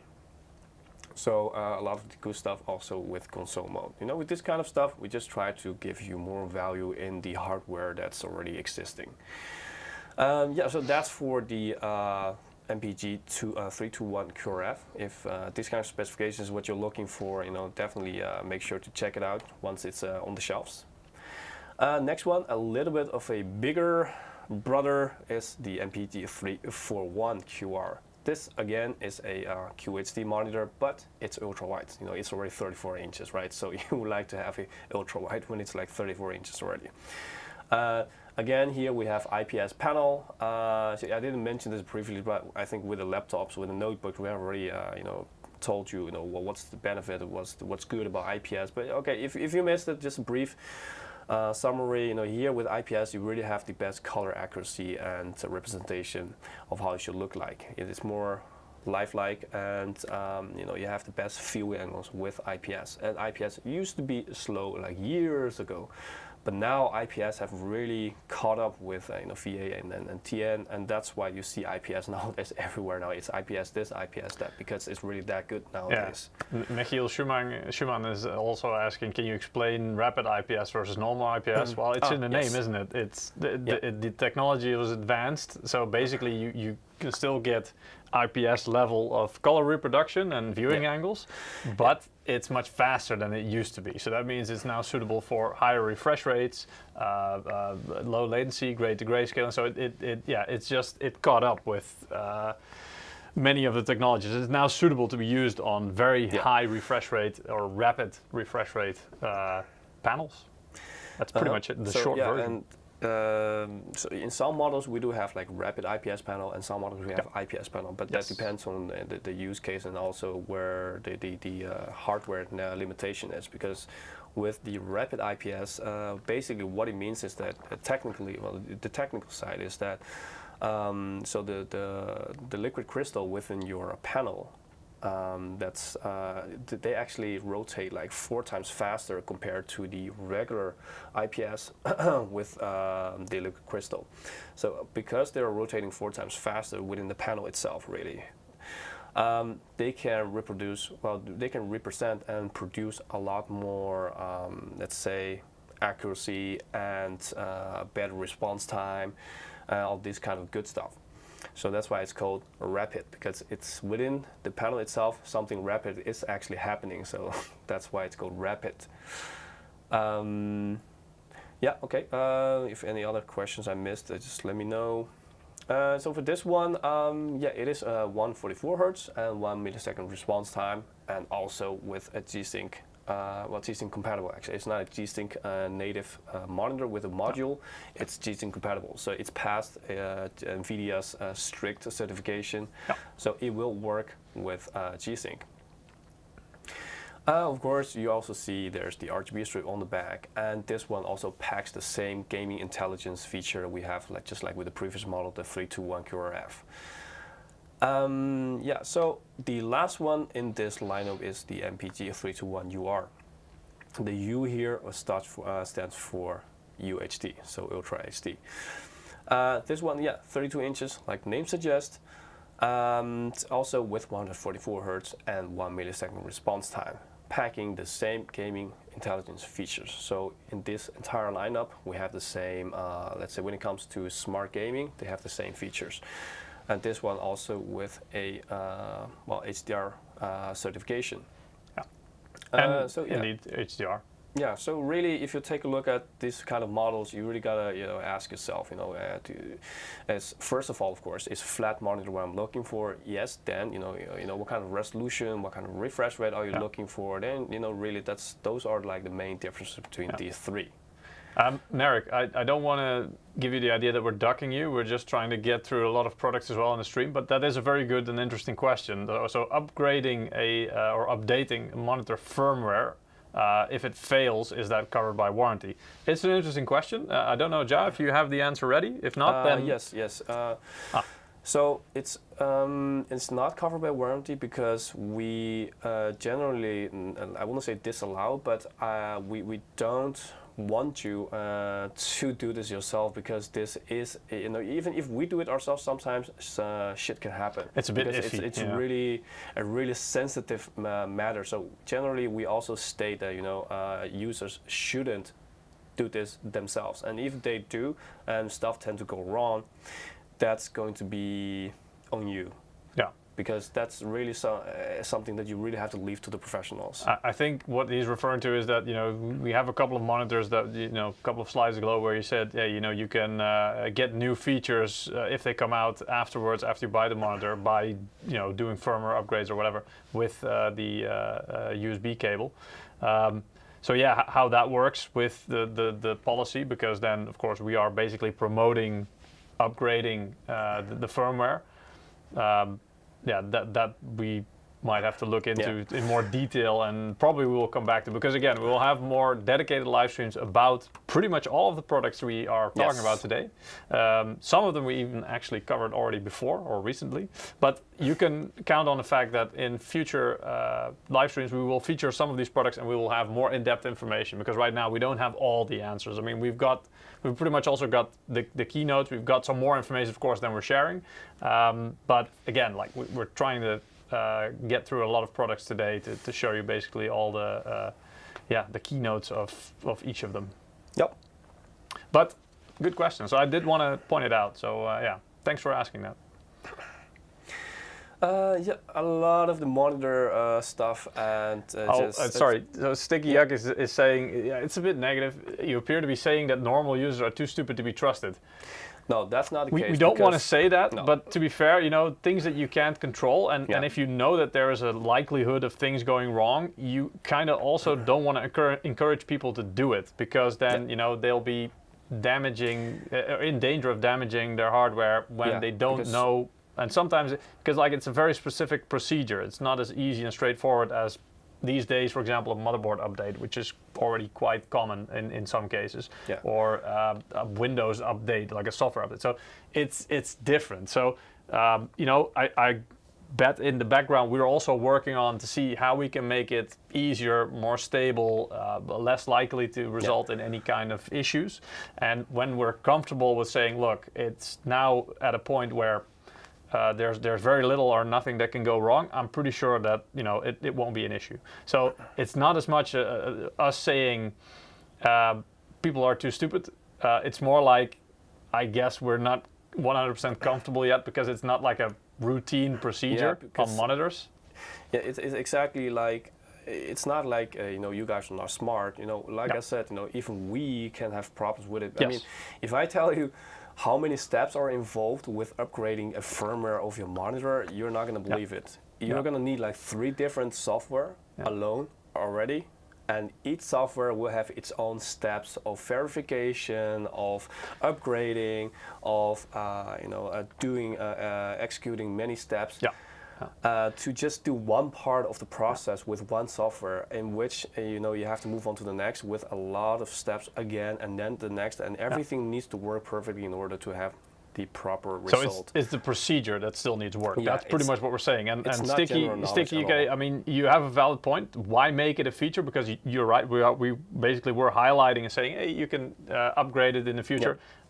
Like I said, I think in the background we are still working on how to make it easier and more accessible and less likely that anything happens. So again, very good point, valid point, and we'll definitely also feedback to HQ to make sure that. But I'm pretty sure those guys have already thought about it and are working on it as we speak.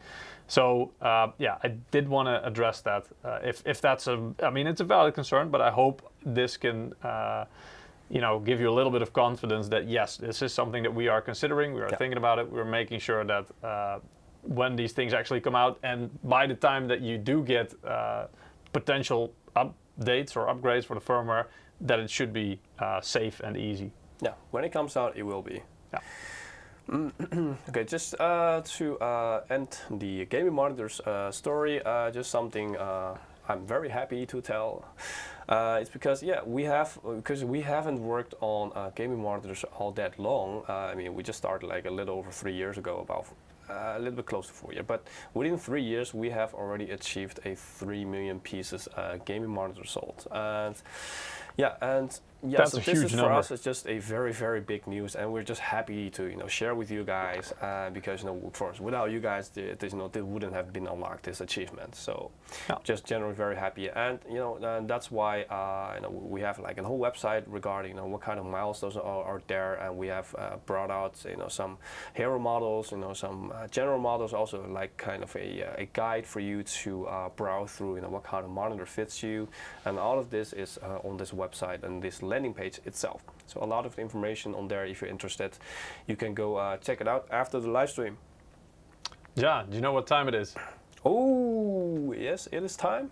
Yeah, I mean, time. You'd almost forget about it while going through this much content in a short while. But yes, we shouldn't forget, guys. We're gonna do another giveaway. $20 Steam codes up for grabs for you guys. Go to msi.com/2/insider. There's a big red button that says participate in the giveaway. Or if you're watching our stream on YouTube or Twitch, you should be able to see every 5 minutes a Gleam link being shared by our trusty bot, which will allow you to go directly to the giveaway itself. Perform a couple of actions. The more actions you perform, the better your chance of winning. And if you're a regular viewer and you participated more often in our giveaways, you should be able to claim a couple of loyalty points, which definitely improve your chances of winning. So, yeah. I'm almost there. All right, just drawing the winners from the back end. Again, it's just a random script that will draw the winners from everybody who has. Since I'm so overdue, I'm just gonna pick 2 winners. All right. Just to make up for the time loss. All right. And here we go. System is taking a while. Yes. All right. Oh, look at this, a familiar face. Again, well, a familiar name. The first winner, Mr. Master Dogs. We saw you in the chat again. Yeah, nice. Yeah. And yes, like Peter indicated at the beginning of the live stream, he won this by claiming the loyalty bonus. Yes. So yeah, it does really help, I guess. It works. We've seen this, confirmed. Quite a few Rigged. times. No, wait, that I didn't say that. No, but yeah, it works. Second winner, you can pronounce it. I'm gonna try and do it in a suitable way. It's so Raven. But it's RAVN, so I guess Raven without the E. Raven. Yeah.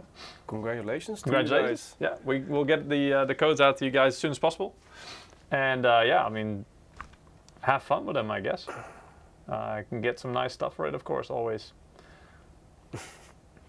All right. So we. Merrick, hold your horses. We'll get to it. We'll get to it. I noticed it. All right, we'll get to that product. Trust me. Okay, guess I missed something. Yeah. So yeah, that was for the gaming monitors and gaming desktop, and now we have 2 more to announce to you guys in this kind of department, but no gaming. So just productivity and business and creator monitor and desktop. Now we have the Summit MS321UP, which is the monitor that you see on the visual here, and also the Creator P50, which is the desktop that you see on the right of the visual. So the P50, it's more or less in the same lineup of our Creator P100 series. If you're familiar with them, we have quite a few models in there. We have the P100, we have the P100A, we have the P100X. And here, once again, the Creator P50. Same category because this is meant for content creation, content creators, and also for productivity and general business use. Also, if that's what you're into. Specification-wise, you're going to edit and render with up to. So again, different configurations, but you can get up to 11th gen Core i7-11700. And for the GPU, you can expect a MSI GeForce RTX 3060 Ti Aero RTX. Again, up to, right? Yeah. So there are ones with a lower GPU in it. And for the DDR4 RAM, it's up to 64 gigabytes, so plenty of room for you to have some nice real-time preview of your work. And yeah, 3200 megahertz, of course, again, the same speeds as the previous one that you saw, because this is right now something that we implemented in all of our stuff. People are saying Xbox just got glow up. Xbox wishes it had this kind of specs. Yeah. I mean, not everything that's white is an Xbox or a PlayStation, because that one's also mostly white. But yeah. Well, some people are saying the white looks good. Well, if this color is not your color, we also have this one in black, so matte black. Yeah, so 2 choices in the design department. Yep. Now, of course, this is meant for content creation. A lot of data and stuff is involved. There is Thunderbolt 4. Of course, we already explained what Thunderbolt 4 does, but just a small recap. The speed goes up to 40 gigabits per second, so like 4 times faster than the general USB Gen 3 3.2s. And you can use this, of course, not only for data transfer, but also to charge your devices with up to more than 10 watt, and also use it as a display alternative. So even though it's a very small chassis, now, okay, I must mention this because maybe the visual, there's no scale to compare it with, but it's a There's very no banana small. for scale. Yeah, if I put a banana there, the banana will probably, like an average banana, will be like half of the size of this desktop. So it's a small form factor desktop. So yeah, so of course connectivity also has Wi-Fi 6E, newest of the newest, and also if you want to have the a higher than the average 1 gig speed, you also have the 2.5G LAN. With all the hardware inside, it can create a lot of heat, but here once again we have created the separate airflows by using different chambers within the desktop. So the CPU and the PS and the GPU, they're being separated as they're like the 2 main heat producing units. And again, with the future in mind, very easily to upgrade. And with the software, if you go to MSI Center, you can really specify the usage of the desktop. So make it more efficient, prioritize programs, all this kind of stuff. You can do it in the software. So that's the P250, and the other one within the new productivity or creator lineup is the modular, the Summit MS321UP. This one, 32 inches, and of course, being a productivity and general creator use, yes. It's IPS panel. You want to have the best color accuracy and reproduction. And here, of course, with this kind of panel, we also have introduced the DCI-P3 certification with 95% coverage, which is quite high. And of course, you're going to be watching this, using this a lot when you're working on it. You're going to work on it a lot, of course. Then we also have the anti-flicker and less blue light technology there, so we can protect your eyes better, have less eye discomfort. And to add to this, to also give you a more comfortable experience, this smart, let's say the smart brightness will adjust the panel accordingly to the environment. So if the environment is light, it will go up. So kind of like the auto brightness adjustment on your phone. Yeah. So if it's like darker, you will also make sure, especially at night, that the brightness will come down, because it's going to be less bad. It's better for your eyes if the brightness is also less. Well, just imagine it's a cloudy day, right? And you're sitting there trying to work on something, but every time a freaking cloud comes by, you have to turn the brightness down, and then when the cloud is gone again and you get direct sunlight, you have to turn it up again. I mean, this thing will automatically do it for you, so you don't lose time having to do that. Of course you also see that it's coming with a hood. Now what the hood does is that, if you're not familiar, it will make sure that you have like the best possible properties of the lights coming out of your panel without this being disturbed by the environmental factors, like some lighting from your panel, some ground light, sound light, and also reflections from other objects. So this will make sure that what you're seeing is truly what you're seeing without disturbances from outside, and that's especially important if you're doing content creation work. Yeah.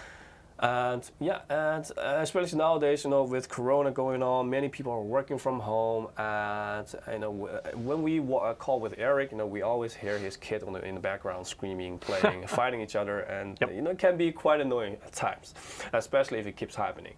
Now, with this monitor, we actually have a new feature, which is the active noise cancelling feature. So if you plug in your microphone, for example, into the monitor, it will make sure that you will block out the background noise. If it's construction work, some cars driving past, your annoying kids screaming, you name it. Neighbors playing the music too loud.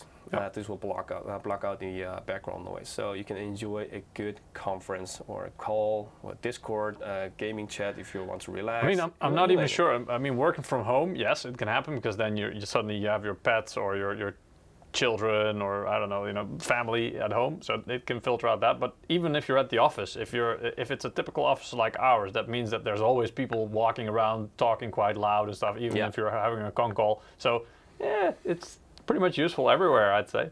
Especially, well, I mean, if you're looking at our situation at least. Yes. So depending on your situation, but yeah.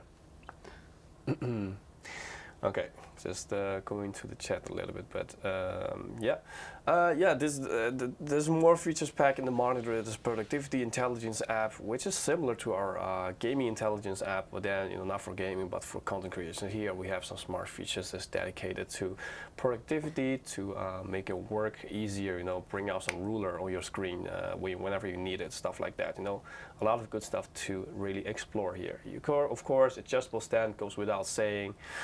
And the resolution for this at last is not Quietude, but Ultra HD. Otherwise known as 4K. Yeah. So that's for the monitor. Really a content creation monitor with a lot of the stuff packed into here that you really need and also want.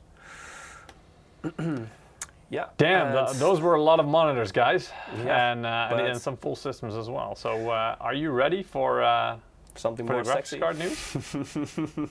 So one thing that, at least for me, didn't come as a surprise, and I think for a lot of you as well, is I think everybody knew that there were some leaks and there were some rumors that 3080 Ti was coming.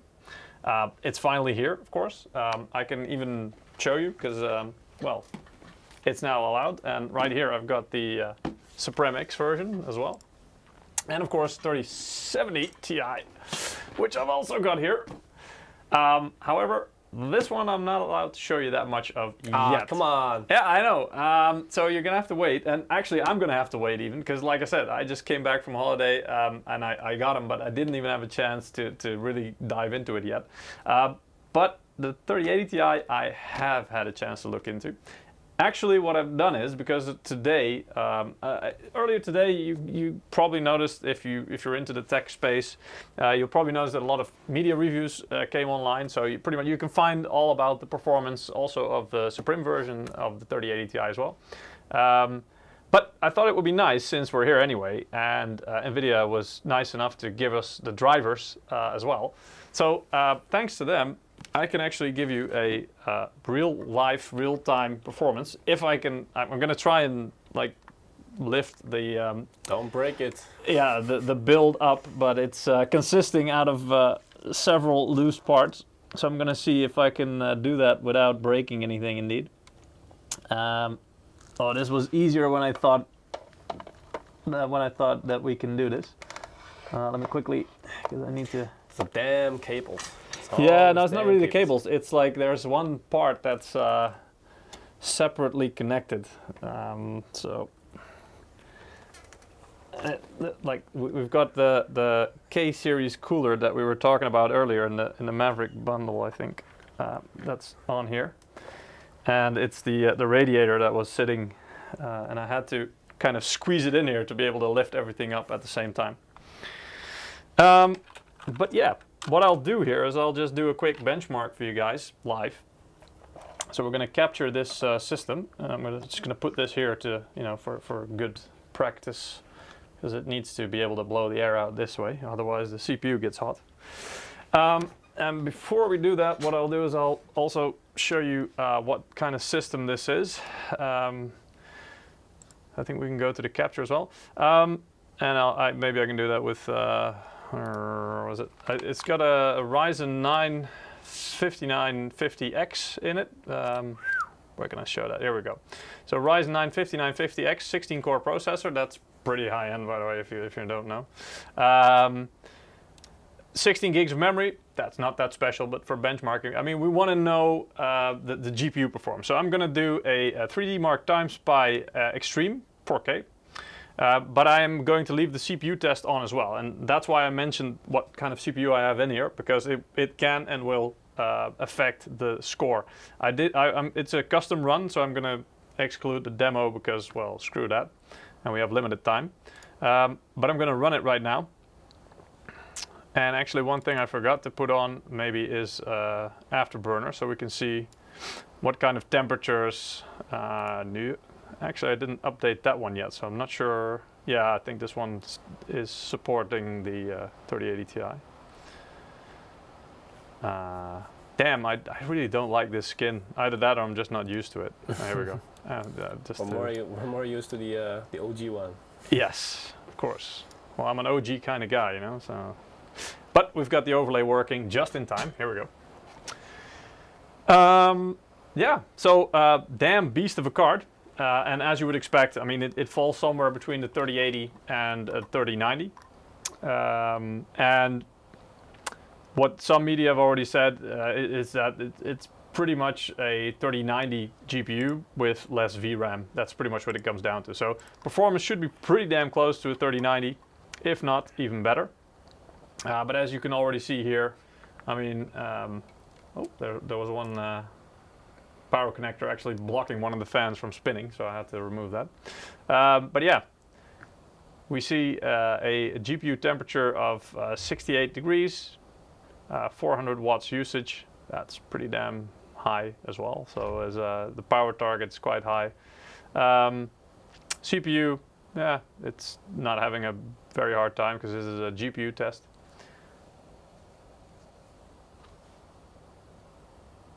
And I mean, being the Supreme model, you can pretty much expect this to be, a cut above the Founders Edition in terms of performance, but also in terms of thermal performance. And it's very silent.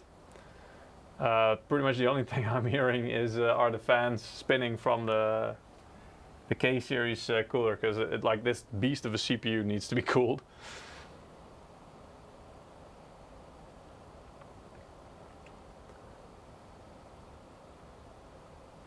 So yeah, I'm already going to spoil next week's topic, by the way, because I'm only going to do one benchmark now for you guys, because I don't want to spend too much time on this one product. But yeah, next week is going to be all about the 3080 Ti and 3070 Ti, because then we can pretty much show you all the details. So we'll do a deep dive into both GPUs and the cards that we have, obviously with the samples that we have as well, so we can show you a lot more by then. So yeah, if you have any questions specifically about it, you can ask me now, but I'm probably going to save most of the information for next week. So this is, consider this like a nice preview right now of what you can expect.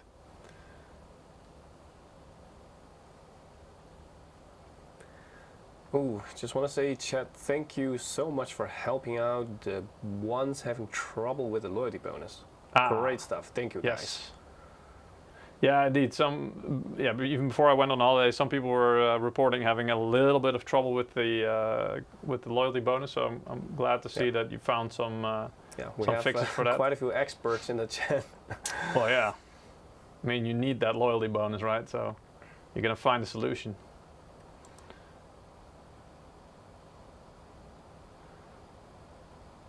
All right. So now comes the CPU test, which doesn't really affect the GPU because we're going to be focusing mostly on the GPU score, obviously. CPU really can vary based on your build. By the way, this CPU also, it's like completely stock speeds, no overclock applied. Same goes for the 3080 Ti GPU, by the way. We didn't apply any kind of overclock. It's just the out-of-the-box performance that you can expect from the Supreme model.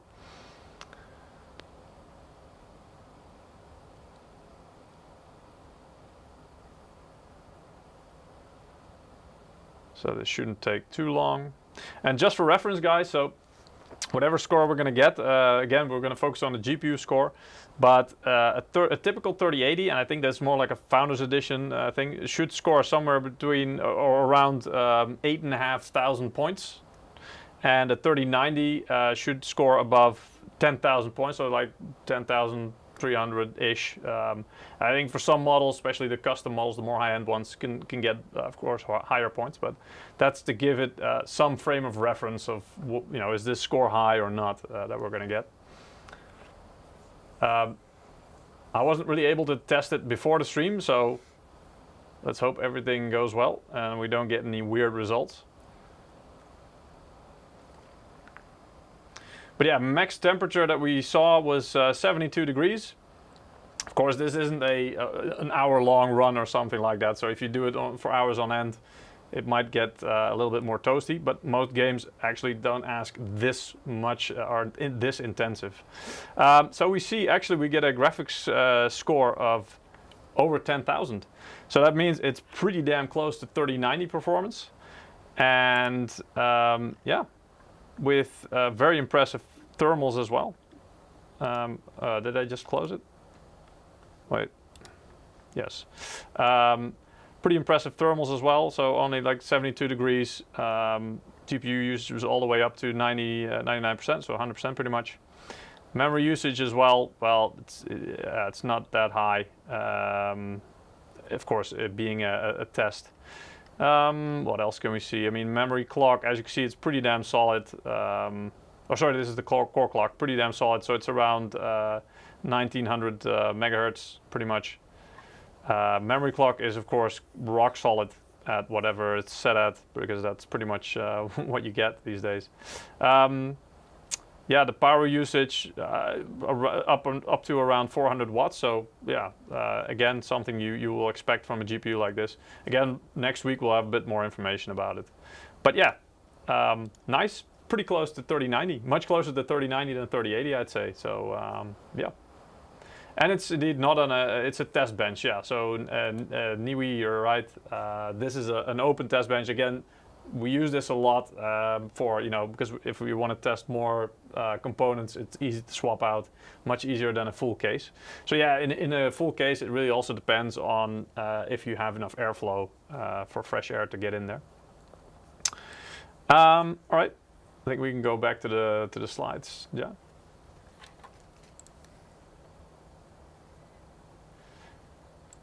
The Supreme cooling is really good, Michiel, indeed. So I also, out of the box, that's really what we're going for. The cooling is really beefy, so that means that you shouldn't hear too much of the fans.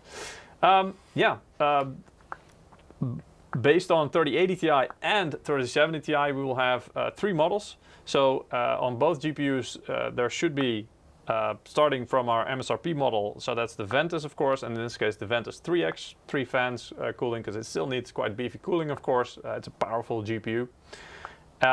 We've, of course, got the gaming, which is in the middle, and then right at the top, the Ventus. So yeah, that's the lineup. Again, next week we'll have more in-depth information about it, because that's going to be all about these cards. We can go to the next one, yeah. You might have noticed, but we indeed have a reason to celebrate. This year MSI is celebrating its 35th anniversary. The company exists for 35 years. Quite proud of that, especially also in the graphics card sphere, because again, you know, in those years, we've had quite a bit of success, especially when it comes to, for example, the Twin Frozr line. So this 35th anniversary edition really celebrates that by showing a lot of the really cool, successful designs that we had over the years, etched into the shroud of the card. Also, the shroud is a bit different from the regular Supreme. So the regular Supreme has a brushed metal look, gunmetal, so it's already a bit darker. But this one, it's more like a matte black finish with the etchings in it. So that's really cool. And if you go to the next slide, Jai, you can also see on the backplate, we've got even more designs there. So we're talking about Twin Frozr 2, Twin Frozr 3, Twin Frozr 4 Advanced. I've seen Twin Frozr 5 there, which is, you know, the iconic red and black one that I think a lot of people will have noticed back then. So it's not really, I mean, there's nothing under the hood very different, no new features there at the moment, but really, again, this is just to celebrate and to show you guys that, you know, we're proud of the heritage of our graphics cards that we've been working on in the past years, really. Next. I saw some people asking about it. Now we can finally talk about it. Well, let me just get rid of this thing as well, so we can actually have a little bit more space. And again, I'm gonna try and do this without having cables get into the fans. But, oh, yeah, there we go. Ooh. Oh, that sound. Oof. Yeah, don't do this at home. Oof. Damn. See, this was the tricky part. Oof.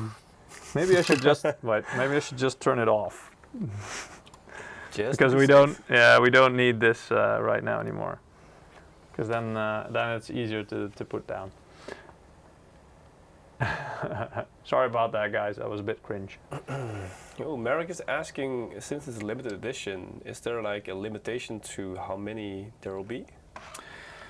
In a way, that always applies, but yeah, indeed, it's announced as a limited edition. I didn't get all the details yet, so for me, it's also kind of I'm not quite sure how many and when and where. So it remains to be seen. And to be honest, with the current situation in the graphics card market, that's also, again, with pretty much all cards, that's the question. So yeah, more information about that. Hopefully, maybe next week I can give you a bit more information about that when we're talking about the new GPUs anyway. But at the moment, no, we don't know. Yeah, I know, guys, that sounded horrible. Sorry. Anyway, Torx fans. I put it out of its misery for now. It's back below the table and waiting for next week for more testing. So we also have some news regarding our M.2 SSD, so our storage lineup. In CES, beginning of this year, we announced, of course, that we will be getting into the SSD, the storage market. However, we picked a hell of a friggin' year to do it. I mean, with the general shortage already, and then on top of that, there's also, of course, a new way of mining cryptocurrency, which uses, ta-da, storage. So this has delayed the plan and the rollout of this launch for us a lot more than we would have wanted as well. But we're still working on it, and so what we do now is we show you one of the products that we've pretty much actually got ready. The only thing that's currently still pending is the production. So yeah, we're still making sure that we can build up enough stock before we actually launch it so that people can actually buy it. But yeah, it's a strange situation anyway.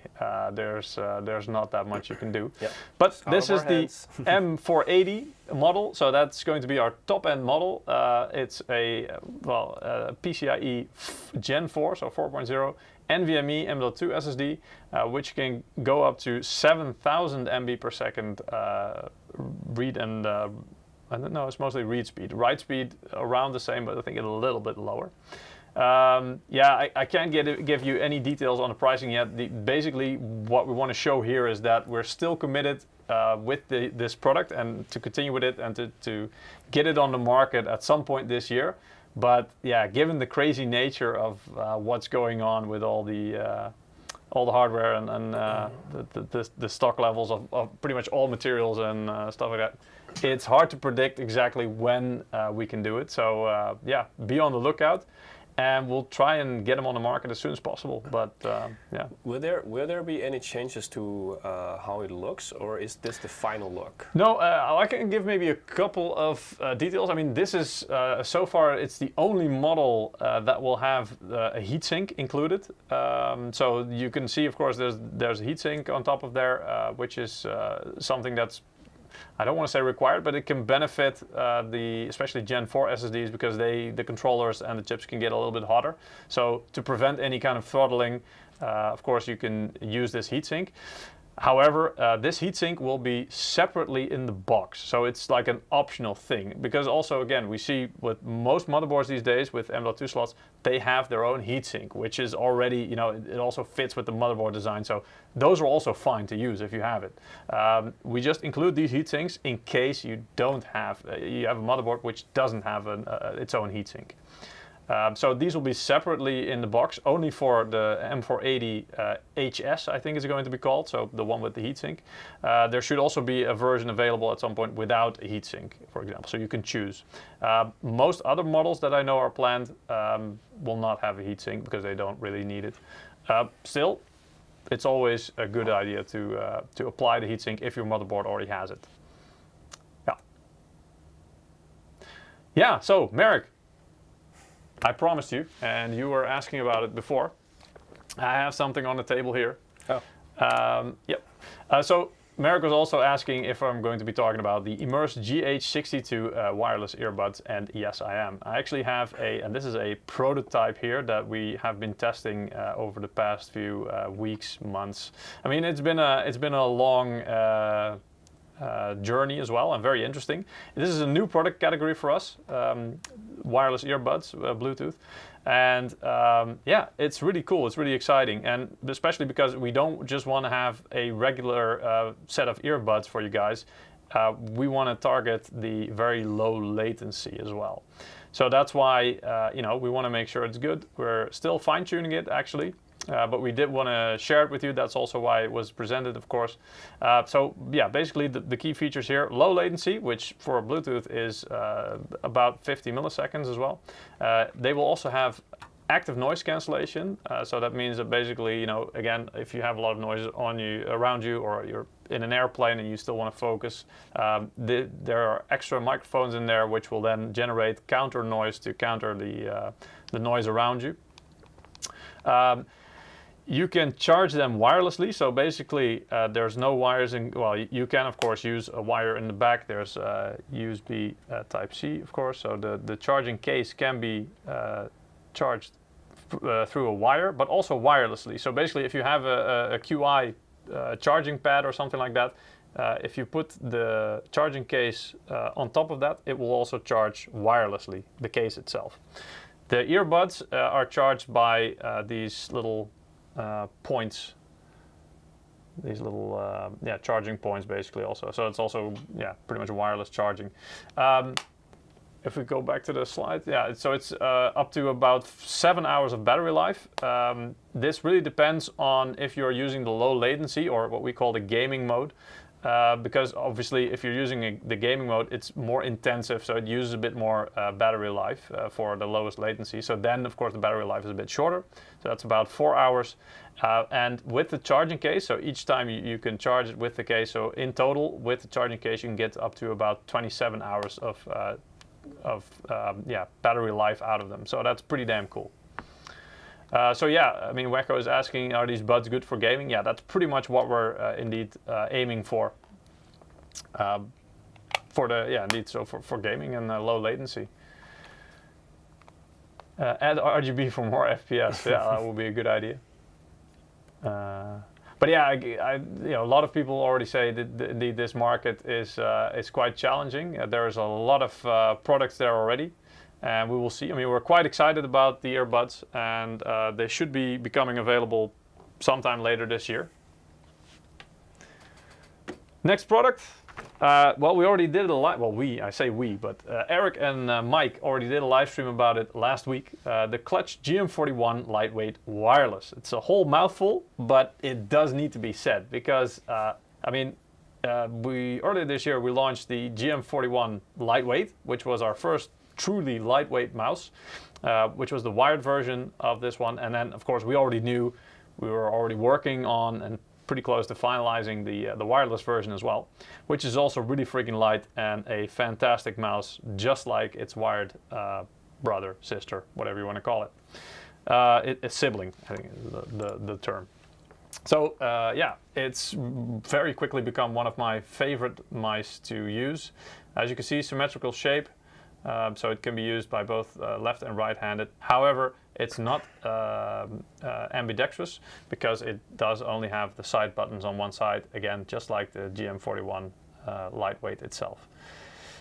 Very good mouse. If you want to know more about it, again, Mike and Eric did a full live stream about it last week, together with the next product I'm going to show. But yeah, well worth taking a look at. Very good value. Just an excellent all-round mouse if you're looking for a lightweight wireless mouse. Yeah. So the next product indeed. Again, this was the thing together with the GM41 lightweight wireless that was featured last week. Is the Liberator gaming foot switch. And I mean, I have to give a little bit of a disclaimer about this product as well, is that this is not something, I mean, the GM41 lightweight wireless, you should be able to buy maybe already, should be already in stores, or it should be there soon. With the Liberator, that's not really the case. The Liberator is really like, again, this is also a prototype, and it's kind of still in development, but we did want to show it off because it's just a really cool concept, and it's just something else. It's something out of the ordinary, something you don't really see anywhere else, and we thought it was really cool. Even though it might not be the most practical thing, like, you know, we showed it with Mike and Eric indeed. So even though Eric was still using the mouse in I think was it Quake, or what was it? Were they playing? But Mike was still able to yeah. To better him, to beat him with, even though he only was allowed to shoot with the foot pedal instead of the mouse.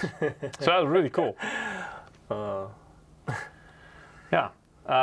So yeah, this is something to look out for. From what I heard, it's probably somewhere later this year again that it still needs some polishing. We're still working on it. If you have some feedback, some ideas, also based on the stream, you can see a lot of information about that. And yeah, you know, let us know what you think about it, if you have any ideas about it. We were surprised when you actually get to use it that there's actually a lot of potential use cases that it could be very handy for. Yeah, I mean, you're basically like getting more macro keys. Yeah, but without having to sacrifice more spaces on your keyboard or your mouse. Yeah. So yeah. You know, I can imagine that.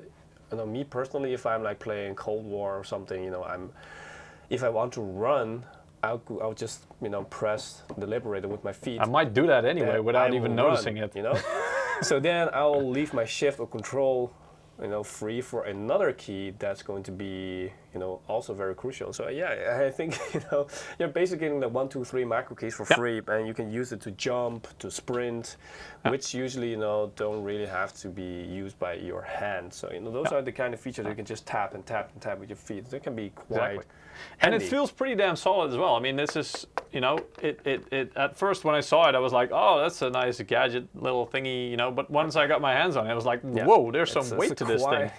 Yeah, this feels quite solid, I mean, you know. The other case is like metal, right? I'm not sure. It feels like it, but I'm not sure, honestly. It's yes and no. I'm undecided on it, if it's metal or just a really dense plastic. But there's some heavy weight in here. So that also, it's a good thing. So that means it won't really move if you're, again, Eric and Mike did a really great job at displaying this. but yeah, it won't really move, and it just feels really solid and very, very heavy. But that's not a bad thing. For a mouse, it would be questionable, but for this thing, it would be excellent. So yeah, just want to show you guys also that we're always working on some innovations, and even if it's just for fun sometimes, but this one, it's actually looking pretty promising. So it was quite cool. Yeah. Yeah. I think that's almost it, at least for the hardware. Because of course, we also keep up with things like Reddit and forums and just general social media, and we know that our software hasn't always been the best or the most convenient. And I mean, to be fair, we're always working on it, and it's a difficult process. There's a lot of things involved in the development of the software, keeping it updated, because as you can imagine, like throughout the whole year, there are always new products being added with new features, and everything needs to be supported. So it's a continual process. But we're very happy to announce that with the brand new MSI Center, we're taking another really big step forward. We are also involved in testing and advising, providing feedback for this software. And yeah, we're actually quite happy with the changes and the improvements that MSI Center offers over Dragon Center. So also to be clear, MSI Center is eventually going to replace Dragon Center. So really depending on your product, some products are still not supported by MSI Center, but they might be later on. Yeah. There's always a shift basically that you have to make of which products will be supported and which might be added later. But yeah, going forward, pretty much all MSI products should be supported by MSI Center, and that should again offer you a much better experience than Dragon Center. Really happy and proud of our software team that with the progress they're making. Kudos to them. And I mean, we will always try to keep working on it, and we'll keep monitoring to see if there's any major issues. And of course, then we'll make sure to address those as soon as possible. But yeah, I did want to highlight this. It's not a hardware thing, but once your hardware is in your case, usually you don't notice it that much anymore. So software becomes a major part of the experience that you have. And we do definitely care about it. So Maverick, yeah, this is, I think, he's saying another MSI Center. No, actually this should be the MSI Center. Yeah, this is the MSI Center, the only one. Yes, yeah. But I mean, to be fair, MSI Center has been available for, I think, was it Set 590? Yeah, I think Maverick got the new motherboard, which came with the, the way around. The MSI Center came with the motherboard. Yes, yeah. And I mean, MSI Center also is a platform that will keep upgrading and developing. So yeah, it's again, like, it's a continual process. It's not something that it's a finished product and that's it. You have to keep maintaining it, updating it to ensure compatibility. Features that work and stuff like that. So yeah, but this one, trust me, we're involved. We're trying it, and it's a pretty big step already compared to Dragon Center. So. Yeah, if you have a compatible product, I think also you can find it on the product page, but if you're buying any kind of new product from us these days, you can be sure that MSI Center is supported, and you should definitely try it because it's quite good actually. So yeah, that was the one last thing I think for today. Indeed. But Ja, I think we still have time for... We always have time for that. For some more winners. Let's go. All right. Let's see. Yeah. If you haven't joined yet, you still can join before I start a draw, because I'm going to draw in 5. But you have to be fast. 4, 3, 2, 1, and it's closed. All right. Just one? Oh, we can do one more.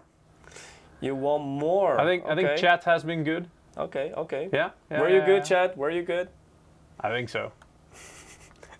suddenly a Chad appears in the chat. A wild Chad. Yes, I have been good. All right. All right. Then Okay, so 2 more winners, guys, for the $20 Steam today. codes. It's going to be the first one. You want to take it or? Yeah, why not? Raider79. Oh. Congratulations, Raider79. We'll get the Steam code out to you as soon as possible. Have fun with it. And second one, JD. Also congratulations. Again, we're just reading up the nicknames that you guys enter, so if it's like JD, might not say much, but yeah, I hope you know who you are. If not, I mean, we're going to send it out to you all the same. You don't need to do anything, you don't need to contact us. No. Yeah, we'll just send it out to you with instructions and yeah, with our thanks as well for watching and being part of our live stream, of course. Yeah, always great to interact with the chat. Yep. So. All right, guys, so thank you very much. Again, I mean, I'm sorry if we weren't able to answer all the questions. It's pretty much impossible. The chat is just rolling like constantly. And we, again, you know, we had a quite full schedule and roster of products to try and get through today. In the coming weeks, we will have some more dedicated streams for these products, starting with next week, like I already mentioned, and now you can see it up here as well. It's going to be all about the RTX 3080 Ti and 3070 Ti. So, yeah, we're gonna do a deep dive. We're gonna do a teardown. We're gonna do a lot more information.